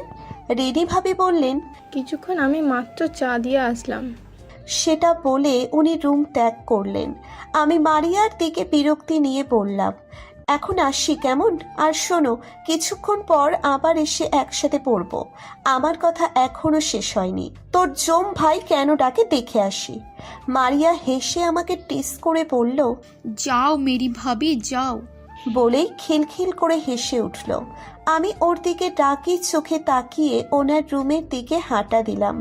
আর ওনার রুমের দিকে আস্তে আস্তে ভাবলাম, আজ আবার আমি কি করলাম? কিছুই তো করিনি, তাহলে ডাকছে কেন? এসব ভেবেই ভয়ে ভয়ে ওনার রুমে চলে আসলাম। উনি ফাইল দেখতে দেখতে চা খাচ্ছেন। আমাকে দেখতেই কিছুটা রাগি চোখে তাকালেন। ওনার চোখ দেখে ভয় পেলেও সাহস করে মিনমিন গলায় বললাম, আমাকে ডেকেছেন কেন? উনি নিজেকে শান্ত করে আমার দিকে এক মনে তাকিয়ে বললেন, তোমাকে ডাকা যাবে না নাকি? আমি কিছু না বলে মাথা নিচু করে চুপচাপ দাঁড়িয়ে রইলাম। উনি আস্তে করে বিছানা থেকে উঠে আমার কাছে এসে হালকা রাগ নিয়ে বললেন, আমি তোমার হাজবেন্ড, তাই আমি কখন বাসায় আসছি না আসছি, আমার কি পছন্দ না, আমার কখন কি প্রয়োজন সে খেয়াল আছে তোমার? আমি আমাদের সম্পর্কটা স্বাভাবিক করতে চাই, আর তুমি পারো শুধু সবার সাথে হা হা হি হি করতে। তুমি কখন বুঝবে তোমার দায়িত্ব কর্তব্যগুলা? বাচ্চা তো আর না তুমি। ওনার কথাগুলো সব আমার মাথার উপর দিয়ে গেল। তাই কাতো কাতো হয়ে ওনার দিকে তাকিয়ে বললাম, আমার কি করতে হবে বলুন? উনি আমার কথা শুনে রেগে চিল্লিয়ে বললেন। কি করতে হবে তাই না? আসো আমার পার্টি পেতাও। ওনার চিল্লানো শুনে ভয়ে আমি রুমের দরজার সাথে মিশে গেলাম আর বুকে হাত দিয়ে বড় বড় শ্বাস নিতে লাগলাম। খুব ইচ্ছে হচ্ছিল জ্ঞান হারাতে, তবে ওনার ভয়ে সেটাও পারলাম না। জ্ঞান কোনোভাবেই হারালো না আমার। উনি আমার কাছে এসে শক্ত করে কাঁধ চেপে ধরে বললেন। এই জন্যে আমি অবুঝ কোনো মেয়েকে বিয়ে করতে চাইনি। তুমি আসলেই একটা। বলতে গিয়ে থেমে গেলেন, তারপর আবার বললেন, তুমি আমার জীবনসঙ্গী হওয়ার যোগ্য না। বলেই আমাকে ধাক্কা দিলেন। ওনার কথায় অপমানে লজ্জায় আমি কাঁদতে কাঁদতে নিচে বসে পড়লাম। কি করব কি বলবো ভেবে পাচ্ছিলাম না। উনি রেগে বারান্দায় চলে গেলেন আর আমি সেখানেই বসে বসে কাঁদতে লাগলাম। তার কিছুক্ষণ পর নিজেকে স্বাভাবিক করে মনে মনে বললাম, আমাকে অপমান করা তাই না? আমিও আপনার যোগ্য হয়ে দেখাবো। তারপর চোখের পানি মুছে তানিয়া ভাবির রুমের দিকে হাঁটা দিলাম। রুদ্র কিছুক্ষণ পর রুমে এসে দেখলো নূর নেই। রুদ্রর খারাপ লাগলো। আজকে রাগ থেকে সে নূরের সাথে খারাপ বিহেভ করেছে। সেই বা কি করবে? সে চায় নূর তাকে বুঝুক, তার কেয়ার করুক আর তাকেই যেন ভালোবাসে। তারপর মনে মনে ভাবলো, নূর তো ছোট না, তবে সে সবকিছু এখনো বুঝে নিতে পারিনি। হয়তো আমার ওকে সময় দেওয়া দরকার। এসব ভাবতেই তার ফোনে কল আসলো আর রিসিভ করে কিছুক্ষণ কথা বলার পর বলল আসছি। তারপর রুদ্র আরও কিছু ভেবে রেডি হতে লাগলো। তার কাজ আছে, তাকে এক্ষুনি যেতে হবে। আচ্ছা মেয়ে, কান্না করছো কেন? কতদিন বা বিয়ে হয়েছে? তোমাদের আস্তে আস্তে সব বুঝবা। আমি কাঁদতে কাঁদতে বললাম, প্লিজ ভাবি, আমাকে বলো কিভাবে ওনার প্রতি থাকা দায়িত্ব কর্তব্যগুলো পালন করব। তানিয়া ভাবি হেসে আমার মাথায় আলতো করে হাত বুলিয়ে বলল, পাগলি মেয়ে, আর কান্না করিও না। আমি প্রথমে নিজেকে মানিয়ে নিতে পারিনি, তবে আস্তে আস্তে সব শিখেও গিয়েছি, মানিয়েও নিয়েছি। আমি বললাম, কিভাবে? তানিয়া ভাবি বললেন, আচ্ছা আগে বলো, তুমি মেজো ভাইয়াকে ভালোবাসো না ভালো লাগে নাকি মায়ায় পড়েছো? ভাবির কথাই লজ্জা পেলাম আর বললাম, ধুর ভাবি, কি বলছো এসব? তানিয়া ভাবি ঢং করে বললেন, আর লজ্জা পেতে হবে না, তবে উত্তরটা দিতে হবে, না হলে বোঝাবো কেমনে? আমি অনেক ভাবলাম, হয়তো একটু মায়ায় পড়ে গেছি, কিন্তু ভালোবাসা ভাবতেই মৃদু কেঁপে উঠলাম। যে মানুষটা কথায় কথায় আমাকে ঠুকে দিবে বলে, সেই মানুষটাকে ভালোবাসবো ভেবেই চমকে উঠলাম। তবে নিজেকে সামলিয়ে ভাবির দিকে তাকিয়ে মুখ কালো করে বললাম, কোনোটা না ভাবি, আমি ওনাকে ভয় করি, যাকে বলে জমের মতো ভয়। আমার কথায় তানিয়া ভাবি কপালে চাপড় দিয়ে বলল, আল্লাহ, তোমরা দুটোই এরকম, তোমাদের কোনো মিলই নেই। তবে আল্লাহ তোমাদের একসাথে করেছেন যখন, তোমাদের ভালোর জন্যই করেছেন। আর তাহলে শোনো, ভাইয়ের প্রতি কি কি কর্তব্য দায়িত্ব পালন করতে হবে, তবে জ্ঞান হারালে চলবে না, বলে দিলাম। বলেই ভাবি আমাকে অনেক কিছু বুঝিয়ে দিলেন। ভাবির সব কথা শুনে চোখ আমার বড় বড় হয়ে গেল। আল্লাহ, কথাগুলো শুনেই আমি জ্ঞান হারাবো মনে হচ্ছে। করতে গেলে তো একেবারে উপরে উঠে যাব। ভাবি কথা শেষ করে বলল, তো ছোট বুঝছো? ভাবির কথায় হাত দিয়ে মুখ ঢেকে বললাম, এইগুলো করতেই হবে? আমি পারবো না, উনি আমাকে জাস্ট খুন করে ফেলবেন। তানিয়া ভাবি খিলখিল করে হেসে বললেন, কিছু করবে না, তুমি চেষ্টা করে দেখিও। বলতে বলতে সেখানে প্রবেশ করলো দাদি। উনি আমার দিকে তাকিয়ে বললেন, এই যে জ্ঞান হারানো মাইয়া, জামাইরে আঁচলের মধ্যে বাইধ্যা রাখতে হয়। আমারে তো তুমি পছন্দ করো না, কিন্তু আমি ভালোই কইতাছি। দাদির কথা শুনে আমি হেসে বললাম, কে বলল আপনাকে আমি পছন্দ করি না? পছন্দ না, বরং আপনাকে ভালোবাসি। ওই দিনের জন্য সরি দাদি। তারপর দুষ্টুমি হেসে বললাম, দাদি গো, জামাইরে কিভাবে আঁচলে বাঁধে? দাদি অল্প বয়সী মেয়েদের মতো খিলখিল করে হেসে উঠে বললেন, আমি জানি আমার জন্যই তোমাকে বিয়া হয়েছে, তাই আমারে পছন্দ করতে না। সেই দিন আমি অমন না করলে তোমাকে বিয়া হতো না। তারপর আবার থেমে বললেন, যা হইছে ভালোই হইছে, আমার নাতি রাজপুত্তর মতো একখানা বর পাইছো। বলেই উনি ভাব নিলেন। দাদির কথার ওনার দিকে ভ্রু কুচকে তাকিয়ে থেকে উচ্চস্বরে হেসে উঠলাম। তারপর ভাবি আর দাদিও হেসে উঠলেন। তারপর দাদি বললেন, শুনো মে, স্বামীকে আগে আঁচলে বাঁধবা, যেন অন্য মাইয়ার লগে ইটিস পিটিস করতে না পারে। আমি গোল গোল চোখে দাদিকে বললাম, সেটা কিভাবে করব দাদি? তোমরা আজকালকার মাইয়া গুলা জামাইরে একেবারে পাত্তা দাও না। আমাগো জামানায় আমরা জামাই ছাড়া কিচ্ছু বুঝি নাই। বলেই দাদি লজ্জা পেলেন।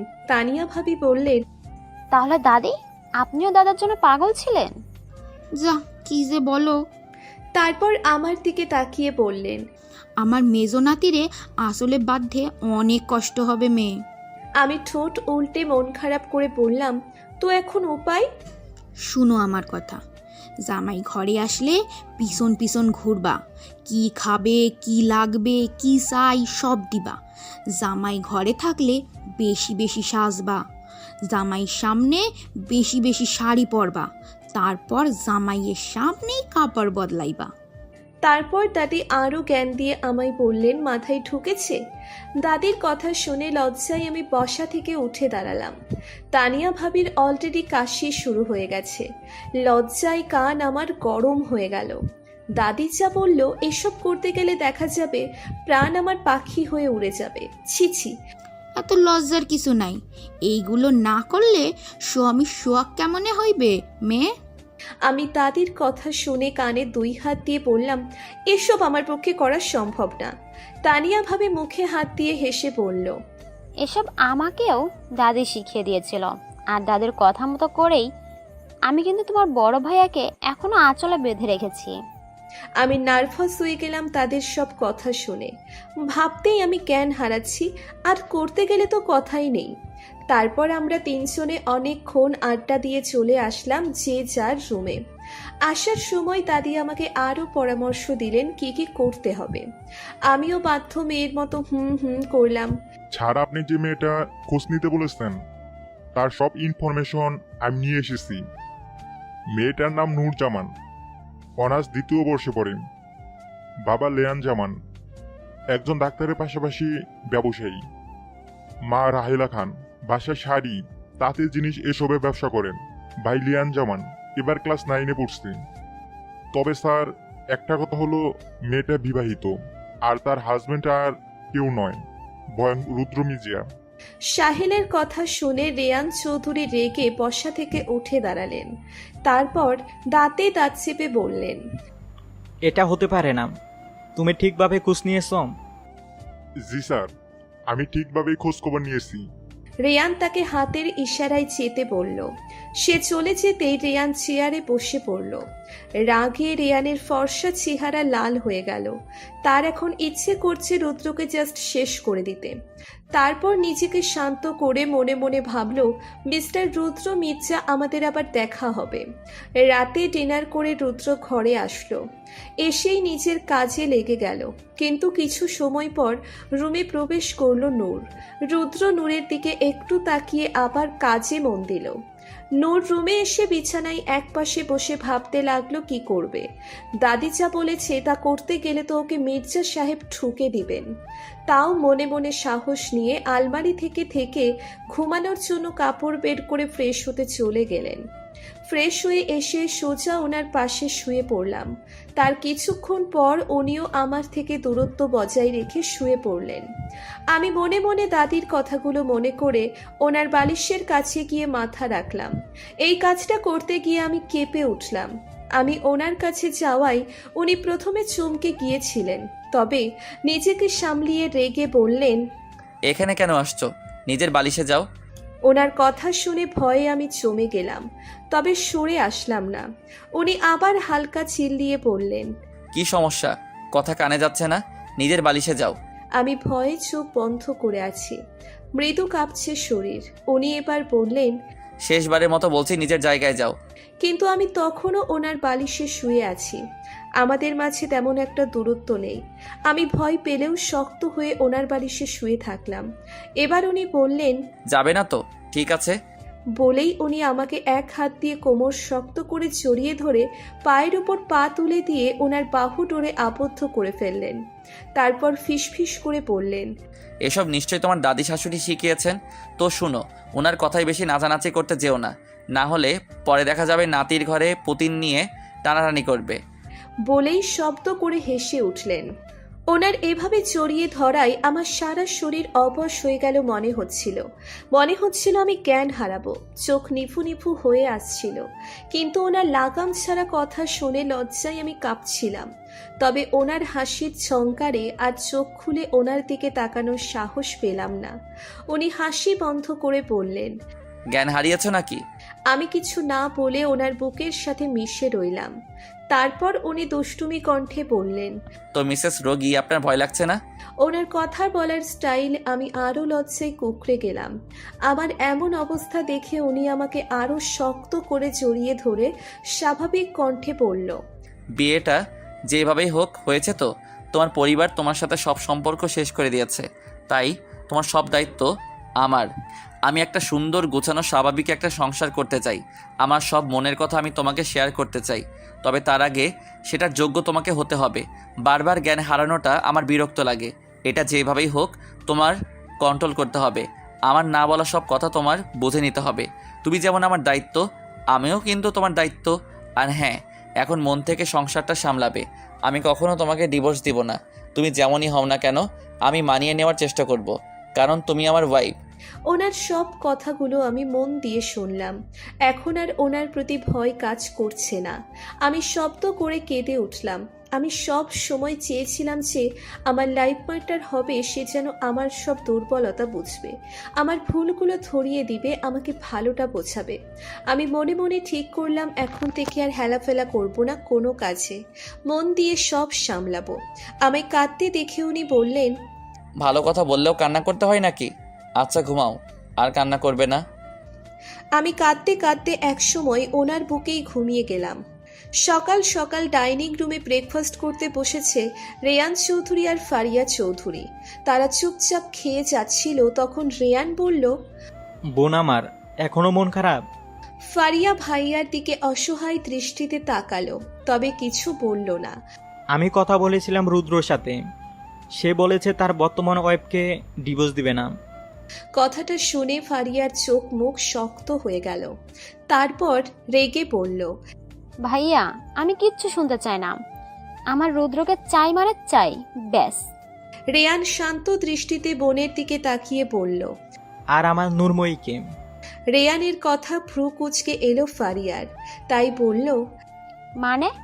রেয়ান নিজেকে সামলে নিয়ে বলল, ও কিছু না, তো রুদ্রকে চাইতো, ঠিক আছে তাই হবে। ফারিয়া কিছু না বলে খেতে লাগলো। তার কিছু ভালো লাগছে না। 3টে বছর ধরে সে রুদ্রকে ভালোবেসে এসেছে। এত সহজে কি তাকে ভুলে যাওয়া যায়? সে বিয়ে করেছে, যেভাবেই হোক করেছে তো, কিন্তু সে রুদ্রকে ভুলে যেতে পারছে না। তাই যে কোনোভাবেই তাকে চাই। রেয়ানের চোখে বারবার নূরের চেহারা ভাসছে। সে আর নিতে পারছে না এমন দূরত্ব। তার চেয়ে নূর মইকেই চায়। সে এই বিষয়ে সরাসরি নূরের সাথে কথা বলবে।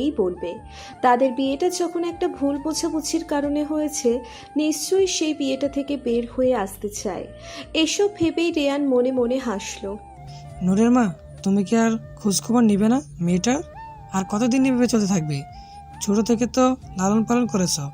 মেয়েটা কয়বার কল দিয়েছে তোমাকে আর আমাকে, কলও রিসিভ করোনি। তুমি এত নিষ্ঠুর কেন হয়ে যাচ্ছ? মেয়েটা যেন যে তুমি আড়ালে কান্না করো তাকে আমি জানি না ভেবেছ? রেহেলা খান খাবার পরিবেশন করছিলেন। স্বামীর কথা শুনে চমকে গেলেন। তারপর দ্রুত নিজেকে সামলিয়ে বললেন, আগেও বলেছি, এখনও বলছি, ওই মেয়ের মা না আমি শুধুমাত্র লিওনের মা। আর আমি শুধু দায়িত্ব পালন করেছি, কাউকে কথা দিয়েছিলাম তাই। ভালোবেসে লালন পালন করিনি। ওর জন্য আমি কেন কাঁদতে যাব? তুমি কি আমাকে শেখাতে যাচ্ছ মেয়েটাকে তুমি ভালোবাসো না? রেহিলা খান ছলো ছলো চোখে স্বামীর দিকে তাকিয়ে বললেন, ভালোবেসে কি হবে? সে তো আর আমার পেটের সন্তান না। সে যার সন্তান তারই সন্তান, আমার তো আর না। বলে নিজেই রুমে গিয়ে দরজা বন্ধ করে দিলেন। লেয়ান জামানের চোখে পানি চলে আসলো। সে জানে রেহেলা খান নিজেকে যত কঠোর নিষ্ঠুর দেখায় না কেন, সে নূরকে প্রচণ্ড ভালোবাসে, তবে সেটা প্রকাশ করে না। হয়তো তার অতীতের কথাগুলো বারবার মনে পড়ে যায়। রুদ্র রাগী চোখে তাকিয়ে আছে নূরের দিকে, আর নূর ভয়ে কাঁপছে। নূর গোসল করতে গিয়েছিল, মাত্র শাড়ি খুলে একপাশে রেখে ব্লাউজ খোলার আগেই ওয়াশরুমের দরজা ঠাস করে খুলে গেল, আর দেখতে পেল রুদ্র জামা কাপড় নিয়ে ওয়াশরুমে আসছে। রুদ্র নূরের এই রকম অবস্থায় দেখে চমকে তাড়াহুড়ো করে চোখ সরিয়ে নিল, আর এইদিকে নূর লজ্জায় ভয়ে তাড়াতাড়ি গায়ে শাড়ি জড়িয়ে নিল। নূরের অবস্থা ঠিক আছে বুঝতে পেরে রুদ্র তার দিকে রাগী চোখে তাকিয়ে বলল, তোমার কি কোনোদিন বুদ্ধিশুদ্ধি হবে না? ওয়াশরুমের দরজা বন্ধ না করে গোসল করতে চলে এলে। তুমি আসলে একটা গাধা। বিশ্বাস করুন, আমি জানতাম না আপনি এই সময়ে আসবেন। আপনি তো এই সময় বাসায় আসেন না, আর আমি ভুলে গিয়েছিলাম দরজা বন্ধ করতে, বলেই কেঁদে দিল। আল্লাহ, তুমি এত কথায় কথায় কেঁদে দাও কেন? ভুলে গেছো মানে? মাথায় সিট আছে? আর যদি এমন হয় দেখবে একদম ঠুকে দিব। নূর মুখে হাত চেপে কান্না করতে করতে বলল, আর জীবন নেও হবে না। রুদ্র এবার শান্ত হলো, তারপর কি মনে করে যেন নূরকে স্ক্যান করে থমকে গেল। একেবারে এলোমেলো মেয়েটা, এরে কখন বুদ্ধিশুদ্ধি হয় সেটা আল্লাহ ভালো জানেন। নূর এবার কান্না বন্ধ করে হেঁচকি তুলতে লাগলো। রুদ্র ওকে এখনো দেখে যাচ্ছে। কান্না করার ফলে নাক, চোখ, গাল লাল হয়ে গেছে। তার হঠাৎ নূরের এই কান্নাময় মুখশ্রী দেখতে বেশ ভালো লাগলো। সে হুট করে নূরের দিকে এগিয়ে গেল। নূর নিচের দিকে তাকিয়েছিল বলে খেয়াল করেনি, কিন্তু যখন বুঝতে পারল ওনার আর তার দূরত্ব কমে গেছে, তখন সে উপরে তাকাতেই যেন থমকে গেল। দুটো ঘোর লাগা দৃষ্টি তার মধ্যে আবদ্ধ। তার হঠাৎ অস্বস্তি লাগলো, তাই রুদ্রকে পাশ কাটিয়ে চলে যেতে নিলে রুদ্র তাকে হাত ধরে আটকায়। এতেই যেন সে শকড। তারপর কাঁপা কাঁপা ঠোঁটে অনেকটা সাহস নিয়ে বলল, ছাড়ুন। রুদ্র ওকে নিচের দিকে ঘুরিয়ে শক্ত করে কোমর জড়িয়ে ধরে বলল, বলেছিলাম না এরকম অবস্থায় আমার সামনে না আসতে। নূর এবার কাঁপা কাঁপা চোখে রুদ্রের দিকে তাকালো, তবে কিছু বলল না। রুদ্র তাকে আরেকটু চড়িয়ে নিয়ে ঝর্ণা ছেড়ে দিল। এতে দুজনেই ভিজে একাকার। নূর কাঁপা কাঁপা হাত দুটো রুদ্রের বুকে রাখলো। ভয়ে সে বরফের ন্যায় জমে গেল। কি হচ্ছে, কেন হচ্ছে, সব তার মাথার ওপর দিয়ে যাচ্ছে। রুদ্রের এমন বিহেভ সে মেনে নিতে পারছে না। সে তো সব সময় রুদ্রকে রাগী মুডে গম্ভীর অহংকারী ভেবেছিল। রুদ্র এখনো ঘোরের মাঝেই আছে। সে এক মনে তাকিয়ে আছে নূরের ভীত মুখশ্রীর দিকে। শাড়ি ভিজে গায়ে লেপ্টে আছে। রুদ্র নিজেকে অনেক সামলাতে চেয়েও না পেরে নূরের কাপা ঠোঁট নিজের ঠোঁটের মধ্যে আবদ্ধ করে ফেলল। নূরের সাথে আচমকা এমন হওয়াতে সে পাথরের ন্যায় দাঁড়িয়ে রইল। রুদ্রের যখন হুঁশ আসলো তখন সে ছিটকে দূরে সরে এলো নূরের থেকে। নূর লজ্জায় আর রুদ্রের দিকে তাকালো না। নূর এখন ভয়ে দেওয়ালের সাথে লেপ্টে আছে। রুদ্র নিজেকে শান্ত করে নূরের দিকে তাকিয়ে বলল, আমরা হাজব্যান্ড ওয়াইফ, আমাদের মাঝে এসব হওয়া স্বাভাবিক, তাই এটাকে স্বাভাবিকভাবেই নিবে। আমি কোনো মহাপুরুষ না যে নিজের বউকে এই অবস্থায় দেখে নিজেকে কন্ট্রোল করতে পারবো। আর হ্যাঁ, নেক্সট টাইম থেকে যদি আর এই এলোমেলো অবস্থায় দেখি তাহলে আজকের থেকে ভয়ঙ্কর কিছু করব। বলেই উনি চলে গেলেন। উনি যেতেই আমি তাড়াতাড়ি ওয়াশরুমের দরজা বন্ধ করে নিচে বসে পড়লাম। আমার সাথে কি হয়ে গেল তা বুঝতে পারলাম না। নিচের ঠোঁটে হাত দিতেই চমকে গেলাম। মনে মনে ভাবলাম, আমি জ্ঞান হারাইনি কেন? ওনাকে দেখলে যেখানে আমি জ্ঞান হারাতাম সেখানে এত কিছু হয়ে গেল, আমি জ্ঞান হারালাম না। আমি কি ওনার প্রতি দুর্বল হয়ে পড়ছি? দাদির কথা মতো ভালোবেসে ফেলছি? ভাবতেই বুকে হাত দিয়ে জোরে জোরে শ্বাস নিতে লাগলাম। তারপর এক প্রকার লজ্জা নিয়েই গোসল শেষ করলাম। রেয়ান এক মনে তাকিয়ে আছে নূরের দিকে। সে কিছুক্ষণ আগেই নূরের ভার্সিটির সামনে এসেছিল এক নজর তার নূরময়ীকে দেখার জন্য, আর দেখা পেয়েও গেল। সে হাসতে হাসতে ঝালমুড়ি খাচ্ছে। সে গাড়ি থেকে বের হয়ে গাড়ির সাথে হেলান দিয়ে দাঁড়িয়ে নূরকে দেখতে লাগলো। তার কিছুক্ষণ পর সে হেঁটে নূরদের কাছে গেল, তবে কিছুটা দূরত্ব রেখে দাঁড়ালো, আর ঝালমুড়িওয়ালাকে বলল ঝালমুড়ি দিতে। সে জীবনেও এভাবে ঝালমুড়ি খায়নি। সে ঝাল খেতেই পারে না। তারপর ঝালমুড়ি তার হাতে আসায় সে নূরের দিকে তাকিয়ে খেতে লাগলো। তবে মেয়েটার সেদিকে কোনো খেয়াল নেই। সে আছে তার মতো আড্ডা দিতে। একসময় রেয়ানের ঝাল লেগে উঠল। তার কাশি শুরু হয়ে গেল। ভুল করে সে কাঁচা মরিচ খেয়ে ফেলেছে। তার কাশি দেখে নূর আর মারিয়া তার দিকে ফিরে তাকালো। নূর অবাক হলো, কারণ সে আচাইরা ছেলেটা, কিন্তু তার এমন কাশি দেখে সে দ্রুত তার কাছে থাকা পানির বোতলটা রেয়ানের দিকে এগিয়ে দিল। রেয়ানের কাঁচতে কাঁচতে অবস্থা খারাপ। সে তাড়াহুড়ো করে নূর থেকে বোতলটা নিয়ে ঢকঢক করে সব পানি খেয়ে ফেলল। তারপর সে স্বাভাবিক হতেই নূর জিজ্ঞেস করলো, ভাইয়া আপনি ঠিক আছেন? রেয়ান নূরের দিকে তাকিয়ে মুচকি হেসে বলল। আমি ঠিক আছে নূরময়ী। নূর কিছুটা অবাক হয়ে বলল, নূরময়ী মানে? তোমার নাম নূর, তাই তোমাকে নূরময়ী বলে সম্বোধন করছি। নূর ভ্রু কুচকে বলল, আপনি আমার নাম জানেন কিভাবে? আর দয়া করে এই নামে আমাকে সম্বোধন করবেন না। রেয়ান হালকা হেসে বলল। কিছু কিছু কথা না জানাই ভালো নূরময়ী। তারপর সে এক মুহূর্ত না দাঁড়িয়ে গাড়ির কাছে চলে আসলো। তার নূরের প্রতি অদ্ভুত অনুভূতি কাজ করছে। সেখানে থাকলে সে সেটা সামলাতে পারবে না, তাই দ্রুত চলে আসলো। নূর আর মারিয়া একে অপরের দিকে কিছুক্ষণ তাকিয়ে খিলখিল করে হেসে উঠল। ব্যাটা নিশ্চিত তোর প্রেমে হাবুডুবু খাচ্ছে। আমি তার কথা শুনে বললাম, তাতে আমার কি? আমি তো বিয়াত্তা বলেই আবার খিলখিল করে উঠলাম। রুদ্র, এখনো আমরা রাসেলের খোঁজ পাইনি, তবে আমরা চেষ্টা করছি। তুই একদম চিন্তা করিস না, যেখান থেকে পারি খুঁজে আমি আনবো শালাকে। শুধু একবার হাতে পাই কুত্তার বাচ্চাকে জাস্ট খুন করে ফেলবো। এতগুলো মেয়েকে অন্য দেশে বিক্রি করে সে কোনোদিনও পালাতে পারবে না। আমানের কথাগুলো রুদ্র মন দিয়ে শুনে বলল, জাস্ট 5 দিন টাইম আছে। এই 5 দিনের মধ্যে তাকে আমার সামনে চাই। যেভাবে পারিস খুঁজে বের কর, না হলে আর কত মেয়ের জীবন নষ্ট হবে জানা নেই। আর সে কার ইশারা এসব করছে তার খোঁজও আমি চাই। তুই চিন্তা করিস না, আমি আমার বেস্ট দিয়ে হলেও তাদের খুঁজে বের করব। আর ব্রো, ডালিয়ার কেসটা কতটুকু এগিয়েছে? এখনও কোনো তথ্য পাইনি, তবে চেষ্টা চলছে। আমার মনে হয় ডালিয়ার বাবার বাড়ির লোকেরা ভালো জানবে কেন সে সুইসাইড করেছে। আমার মনে হয় না সেটা সুইসাইড, বরং ঠান্ডা মাথায় মার্ডার। কিলার কিন্তু অনেক চালাক। আচ্ছা, তুই সামলা কেসটা, আমি এদিকটা দেখছি। তারপর তারা আরও কিছুক্ষণ কথা বলে ফোন রেখে দিল। এসিপি রুদ্র মির্জা, সে যে একজন পুলিশ সেটা আমান মির্জা ছাড়া কেউ জানে না। তারা একসাথে পুলিশে জয়েন্ট হয়েছিল, তবে আমানেরটা সবাই জানলেও রুদ্রেরটা আমান ছাড়া কেউ জানে না।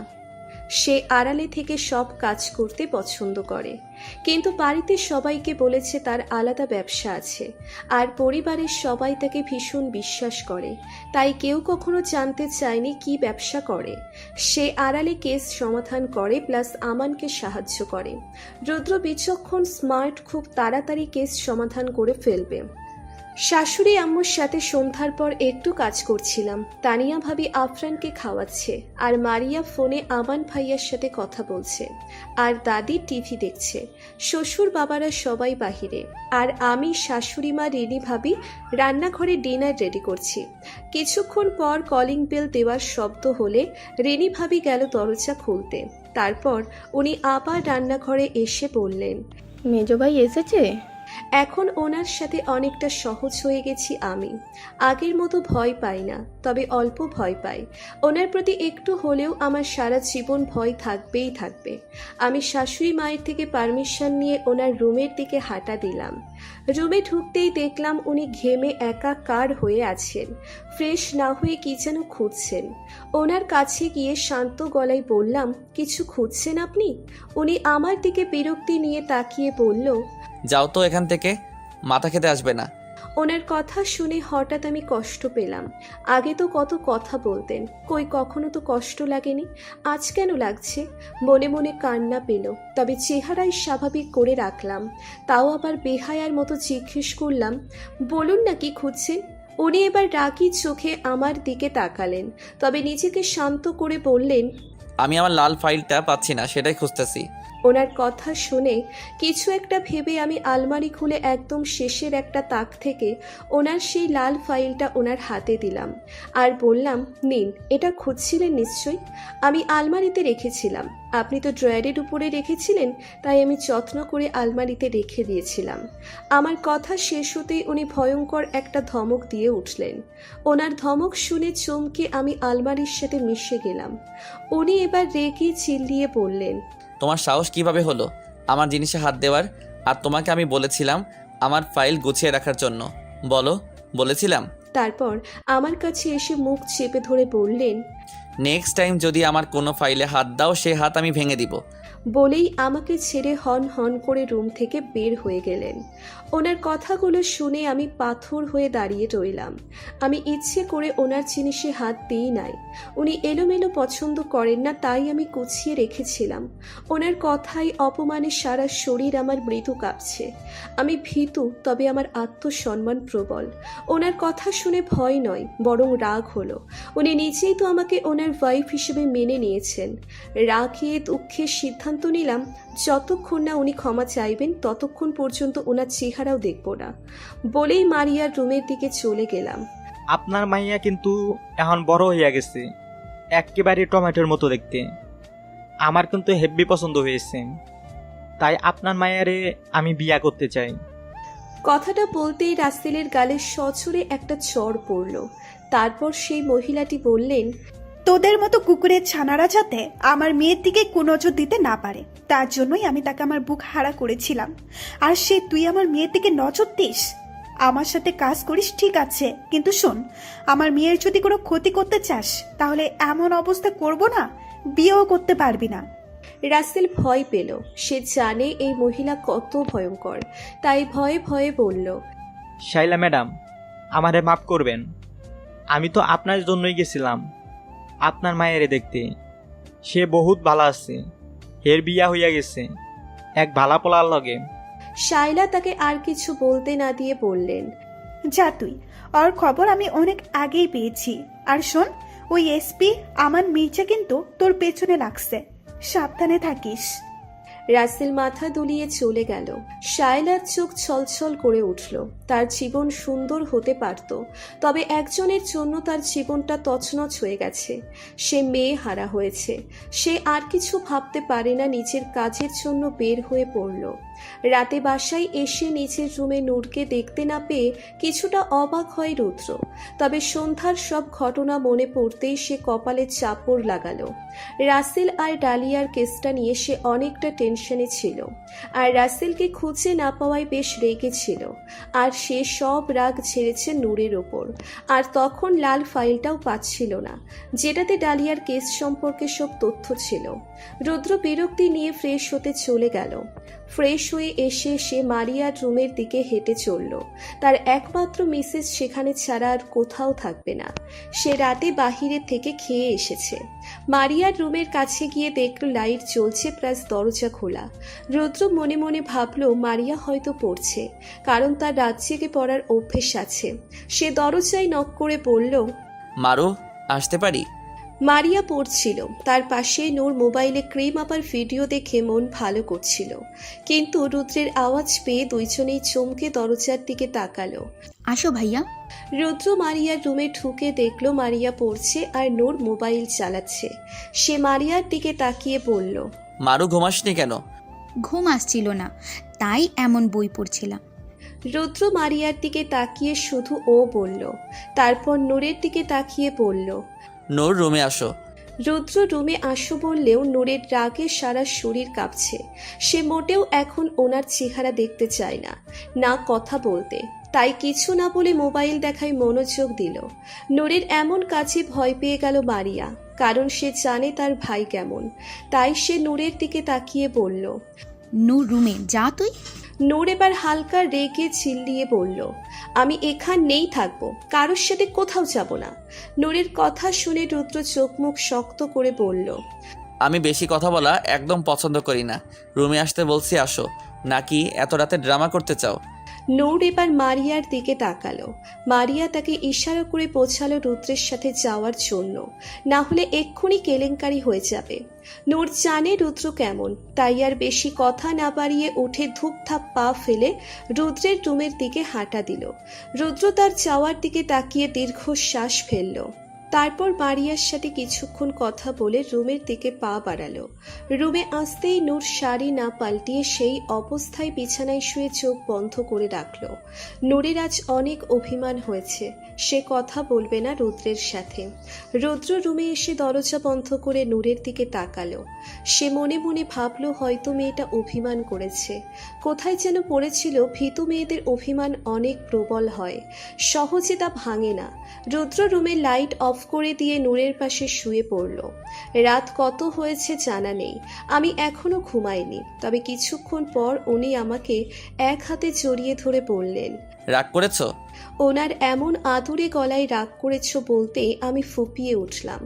উনি আমাকে আরো শক্ত করে জড়িয়ে ধরে বললেন, সরি মাই মিসেস, আমি তখন অনেক টেনশনে ছিলাম, লাল ফাইলটা না পাওয়ায় তাই এমন বিহেভ করেছিলাম। ওনার কথা শুনে ভয়কে জয় করে রাগী গলায় বললাম, একদম ছুতো মেরে গোড়দান করতে আসবেন না। আমাকে অপমান করার আপনি কে? আপনার সাহস কিভাবে হলো? বলতে বলতেই শব্দ করে কেঁদে উঠলাম। উনি আমার কথা শুনে দ্রুত আমাকে ওনার দিকে ফিরিয়ে চাপটে ধরলেন। ওনার হুট করে এমন করায় আমি কান্না বন্ধ করে চমকে গেলাম। উনি আমার নাকের সাথে নিচের নাক ঘষে বললেন, সরি বললাম তো, হুটহাট জ্ঞান হারানো মেয়েদের অভিমান মানায় না। ওনার কাছে আমি লজ্জায় ওনার থেকে সরে আসতে চাইলে উনি আর শক্ত করে চাপটে ধরলেন। তারপর আবার বললেন, অভিমান কমেছে?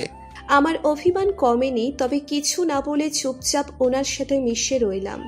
এখন অনেকটা ওনার সাথে সহজ হয়ে গেছি, তাই এভাবে থাকলেও ভয় করছে না। আর দাদি বলেছেন স্বামী যা বলে শুনবা, তার আবদার পূরণ করবা।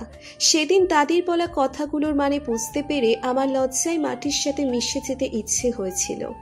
আমার ভাবনার মাঝে উনি হুট করে আমার গলায় নাক ঘষে বললেন, এখনো অভিমান করে আছো? ওনার কাজে আমি বরফের ন্যায় জমে গেলাম। এখন অভিমান থেকে লজ্জা বেশি লাগছে, তাই ওনাকে মিনমিন গলায় বললাম, আমার কোনো অভিমান নেই এখন, আপনি আমাকে ছাড়ুন, আমার দম বন্ধ হয়ে আসছে। আমার কথা শুনে উনি আমাকে ছাড়লেন না, বরং আরও গভীরভাবে ছুঁয়ে দিলেন। ওনার এমন কাজে আমি জ্ঞান হারাবার উপক্রম। উনি হয়তো আমার অবস্থা বুঝতে পেরেছেন, তাই বললেন, প্লিজ জ্ঞান হারাবা না। আমি জোরে জোরে শ্বাস নিয়ে ভয়ে ভয়ে বললাম, আপনি একটু দূরে যান, আমার শ্বাস নিতে কষ্ট হচ্ছে। উনি আমার কথা শেষ হতেই আমার হাত দুটো বিছানার সাথে চেপে ধরে ওনার সমস্ত ভর আমার উপর ছেড়ে দিয়ে বললেন, আমি তো এখনো কিছুই করলাম না, তার আগেই এই অবস্থা তোমার? ওনার কথা শুনে আমি তাজ্জব বনে গেলাম। আজ ওনার মাথা ঠিক আছে তো? এমন অদ্ভুত ব্যবহার করছেন কেন? হাতে ব্যথা পাওয়ার ফলে ওনাকে বললাম, হাতে ব্যথা লাগছে, আমাকে ছাড়ুন। উনি ছাড়লেন না, বরং অদ্ভুতভাবে ছুঁয়ে দিলেন। এমন ছোঁয়া আমার জন্য নতুন, তাই ভয়ে কেঁদে উঠলাম। আমার কান্না শুনে উনি বিরক্তি নিয়ে আমার গলা থেকে মুখ তুলে বললেন, কান্না বন্ধ করো, না হলে একদম পিস্তল দিয়ে ঠুকে দিব। আমি কান্না অবস্থায় বললাম, দেখুন, আমি এখন অভিমান রাগ কোনোটাই করে নেই। আমি আপনাকে ক্ষমা করে দিয়েছি, এবার আমাকে ছাড়ুন। লাইট বন্ধ থাকলেও ড্রিম লাইটের আলোয় ওনার গভীর চোখ দুটো দেখে আমি থমকে গেলাম। সে চোখ যেন আমাকে অনেক কথা বলতে চায়, তবে কি বলতে চাই আমি বুঝতে পারছি না। ওনার আর ওনার চোখের ভাষা বোঝার ক্ষমতা আমার নেই। উনি আমার চোখের দিকে তাকিয়ে বললেন, আজ যদি আমি তোমাকে চাই তাহলে কি তুমি ফিরিয়ে দিবে? ওনার কথা শুনে মৃদু চমকে উঠলাম আমি। এখন ওনাকে কি উত্তর দেওয়া দরকার বুঝে উঠতে পারলাম না। উনি আমার হাজবেন্ড, ওনাকে ফেরানোর সাধ্য আমার নেই, তাই কিছু না বলে চুপ করে থাকলাম। উনি আমার দিকে তাকিয়ে আমার কপালে ঠোঁট ছুঁয়ে দিয়ে বললেন, আমি আমার উত্তর পেয়ে গেছি। বলে উনি আমার ঠোঁটে নিচের ঠোঁটের ছোঁয়া দিলেন। আমার ওনাকে জিজ্ঞেস করতে ইচ্ছে হলো ভালোবাসেন আমায়, তবে করা হলো না। ওনাকে আমি ঠিক বুঝতে পারি না। মাঝে মাঝে মনে হয় অনেক ভালোবাসেন, আবার মনে হয় প্রচণ্ড অপছন্দ করেন। তবে আসলে আমাকে নিয়ে ওনার মনে কি আছে তা জানা নেই আমার। এই অল্প দিনে কি প্রেম ভালোবাসা হয়ে যায়, নাকি এটাই দাদির বলা সেই পবিত্র বন্ধন? আর আমার মনে ওনাকে নিয়ে কি অনুভূতি আছে তাও এখনও জানা নেই আমার। তবে ওনার প্রতি আমি প্রচুর টান অনুভব করি। সকালে আমার ঘুম ভাঙতেই নিজেকে এলোমেলো ভাবে ওনার বাহু ডোরে আবদ্ধ পেলাম। প্রথমে চমকালেও পরে নিজেকে সামলে নিলাম। কাল রাতের কথা মনে পড়তেই লজ্জায় কুঁকড়ে গেলাম। তবে নিজেকে ওনার কাছ থেকে ছাড়াতে গিয়ে ব্যর্থ হলাম। আমি নড়াচড়া করতেই ওনার ঘুম ভেঙে গেল। উনি ভালোভাবে চোখ পরিষ্কার করে আমার দিকে তাকিয়ে বললেন, কি সমস্যা? এমন নড়াচড়া করছো কেন? আমি লজ্জায় ওনার দিকে না তাকিয়ে বললাম, আমার উঠতে হবে, আপনি ছাড়ুন আমায়। উনি বিরক্তি নিয়ে বললেন, এখনো এত লজ্জা? ন্যাকা কোথাকার! কয়টা বাজে? এত সকাল সকাল উঠে কি করবা? ঘুমাও। তোমার ভার্সিটির টাইমে আমি অ্যালার্ম দিয়ে রেখেছি, আমারও তো বের হতে হবে। বলেই আমাকে আরো শক্ত করে জড়িয়ে ধরে চোখ বন্ধ করে নিলেন। ওনার কথা শুনে আরো লজ্জায় কুঁকড়ে গেলাম। দাদি একদিন বলেছিলেন, মাইয়ার পোলা পবিত্র বন্ধনে আবদ্ধ হইলে তাদের মধ্যে মায়া ভালোবাসা আপনা আপনি চলে আসে। দাদির কথা মনে করে মনে মনে হাসলাম। রৌদ্র মির্জা এই নামটা অনেকের কাছে ভালোবাসার নাম, আবার অনেকের কাছে ঘৃণার। রৌদ্র ছোটবেলা থেকেই ভীষণ গম্ভীর, রাগী, অনেকটা সিরিয়াস টাইপ ছিল। সে সব সময় সোজাসুজিভাবে কথা বলতে পছন্দ করত। তার নিজের আবেগ, নিজের দুর্বলতা সব সময় নিজ একান্তে রাখতে পছন্দ করত। সব সময় একা একা থাকার চেষ্টা করত। কিন্তু বড় হওয়ার সাথে সাথে সব পরিবর্তন হয়। তবে সব কথা একান্ত রাখার ব্যাপারটা সে এখনও পাল্টাতে পারেনি। না হলে কি 2 বছরের কাছাকাছি এসেও তার পুলিশ হওয়ার ব্যাপারটা কেউ না জেনে থাকতো? সে ব্যাপারটাও একান্ত রেখেছে। সে ছোটবেলা থেকেই বড় হয়েছে একটা রাজনীতিগত পরিবারে। তাই যখন সে 21 বছরে পা দিয়েছিল তখন থেকেই বাবা ভাইয়ের দেখা দেখি সেও রাজনীতিতে যোগ দেয়। তবে সেটা ছিল একটা ইচ্ছে কিংবা শখ থেকে। তারা পারিবারিক রাজনীতিময়, তাই সেও সেখানে মিশে গেছে। কিন্তু তার লক্ষ্য স্বপ্ন ছিল আলাদা। সে শুধু ভালো সৎ পুলিশ হতে চেয়েছিল, তা হয়েছেও। কিন্তু পরিবারের কাউকে জানানো হয়নি। সে খুব সাবধানে সব সামলিয়েছে। তার জেলা থেকে অনেকটা দূরত্বে একটা জেলায় তার পোস্ট হয়েছে, যেখানে তাদের একটা ফ্ল্যাটও আছে। তাই সেখানে থাকতে তাদের অসুবিধে হয়নি। তার পরিবার থেকেও সেটা লুকিয়ে রাখতে বেশি কষ্ট করতে হয়নি। তার বড় পুলিশ অফিসারের সাথে ভালো সম্পর্ক, তাই তার প্রফেশনটা আড়ালে রাখতে পেরেছে। আর তার কাজের জন্য এখন অনেক শত্রুও তৈরি হয়ে গেছে। তাই সে চায় না তার সৎপথে চলার কারণে তার পরিবারের কারোর ক্ষতি হোক।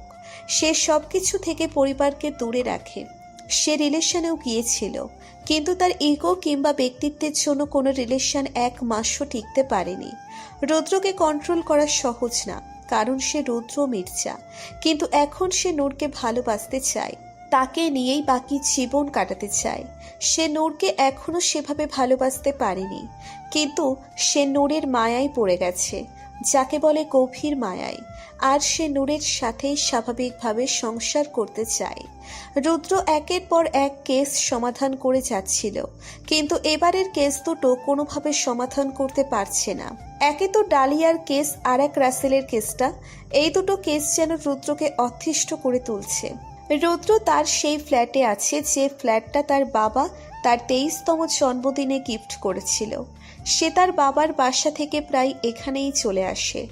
এখান থেকে তার থানায় যেতে বেশিক্ষণ লাগে না। সে বাসা থেকে ব্যবসায়ী কাজ আছে বলে বের হলেও এই ফ্ল্যাটে এসে রেডি হয়ে থানায় চলে যায়। তার গাড়ি থাকায় যাওয়া আসা কষ্ট হয় না। অবশ্য এখন তার অভ্যেস হয়ে গেছে। রুদ্র মাথা চেপে ধরে সোফায় বসে পড়ল। তার আশেপাশে সব ফাইল এলোমেলো হয়ে পড়ে আছে। কোনোভাবেই সে কেসগুলা সমাধান করতে পারছে না। ম্যাডাম, এবার কিন্তু বাড়াবাড়ি হইয়া যাচ্ছে। আমি খুন করে ফেলবো, ওই আমানের বাচ্চারে কইয়া দিলাম। শায়লা খাতুন রেগে চিল্লিয়ে বললেন, চুপ কর, সব তোর জন্যই হয়েছে। মুখ খোলা কে রাখতে বলেছিল? কুত্তার বাচ্চা লাথি দিতে মন চাচ্ছে তোরে। যদি আমার ব্যবসায় কোনো ক্ষতি হয় তাহলে সেই দিন তোর মৃত্যু। রাসেল ভয় পেয়ে গেল, তারপর ভয় নিয়েই বলল, ম্যাডাম, আর হইব না, এবারের মতো আমারে বাঁচিয়ে দেন। বলেই শায়লা খাতুনের পায়ে ধরে নিচে বসে পড়ল। শায়লা কিছু একটা ভেবে বললেন, ঠিক আছে, এটা কিন্তু শেষবার। আমি কিন্তু আর বাঁচাবো না। শুনেছি আমার মির্জা বিয়ে করেছে। কাকে করেছে জানিস? আর ঘরোয়াভাবে নাকি করেছে, কয়েকটা আত্মীয় ছাড়া কাউকে জানায়নি। আমি রফিকের থেকে জেনেছি এইসব। তো শোন, আগে ওর বউকে উঠিয়ে আন, তারপর বাকি কাজ পরে বুঝিয়ে দেব। রাসেল নিচে থেকে উঠে উচ্চস্বরে হেসে বলল, এই জন্যই আপনারে আমি বেশি ভালোবাসি ম্যাডাম। আপনার জন্য আমার জান কুরবান। বলেই সে শায়লা খাতুনের রুম ত্যাগ করল। রাসেল যেতেই শায়লা খাতুন মনে মনে বললেন, আমি কেমন তুমি জানো না মিস্টার আমান মির্জা। আমার সাথে পাঙ্গা নেওয়া এত সহজ না। এবার তুমি সব হারাবে। বলেই খিলখিল করে হেসে উঠলেন। রুমের সব জিনিসপত্র এলোমেলো করছে ফারিয়া। তাকে সামলাতে ব্যর্থ চেষ্টা করছে রেয়ান। প্লিজ পুতুল, এবার থাম। এভাবে হাইপার হোস না, আমি নিতে পারছি না। ফারিয়া এবার কাঁদতে কাঁদতে নিচে বসে পড়ে বলতে লাগলো, আমিও পারছি না এমন মানসিক কষ্ট নিতে। আমি মুক্তি চাই এর থেকে। হয় রুদ্রকে এনে দাও, না হয় আমাকে মেরে ফেলো, তাও আমি আর নিতে পারছি না। শান্ত হ আমার পুতুল, আমি চেষ্টা করছি, কিন্তু ও তো তার ওয়াইফকে ডিভোর্স দিবে না। ফারিয়া এবার কান্নার মাঝে রেগে বলল, তাহলে ওর ওয়াইফকে তার জীবন থেকে সরিয়ে দাও। ফারিয়ার কথা শুনে রেয়ান চমকে উঠল। সে এটা কোনোভাবেই করতে পারবে না, কারণ সে তার নূরময়ীকে ভালোবেসে ফেলেছে। তাই নিজেকে সামলে বলল, দেখ, আমি ওই মেয়েটার সাথে কথা বলে দেখব। মেয়েটা হয়তো সে বিয়েটা থেকে বের হয়ে আসতে চায়, কারণ বিয়েটা একটা ভুল বুঝাবুঝির মধ্যে হয়েছে। ফারিয়া এবার ক্লান্ত হয়ে রেয়ানকে জড়িয়ে ধরে বলল, সত্যি তো? তুমি প্লিজ মেয়েটাকে বুঝিয়ে বলিও আমি মারা যাব রুদ্রকে ছাড়া। তাকে প্লিজ বলিও ওর জীবন থেকে সরে যেতে। রেয়ান বোনকে আগলে নিল, তবে কিছু বলল না। নূর, আর কত কান্না করবা? এবার বন্ধ করো তোমার ন্যাকা কান্না, না হলে কিন্তু আমি একদম ঠুকে দিব। নূর কাঁদতে কাঁদতে রুদ্রের দিকে তাকিয়ে বলল, আপনার সাথে কথা বলার বিন্দুমাত্র ইচ্ছে আমার নেই। রুদ্র কপালে চাপড় লাগালো। রাত তখন 12টার কাছাকাছি। রুদ্র এবার রেগে বলল, কান্না বন্ধ করবা নাকি আমি অন্য ব্যবস্থা নিব?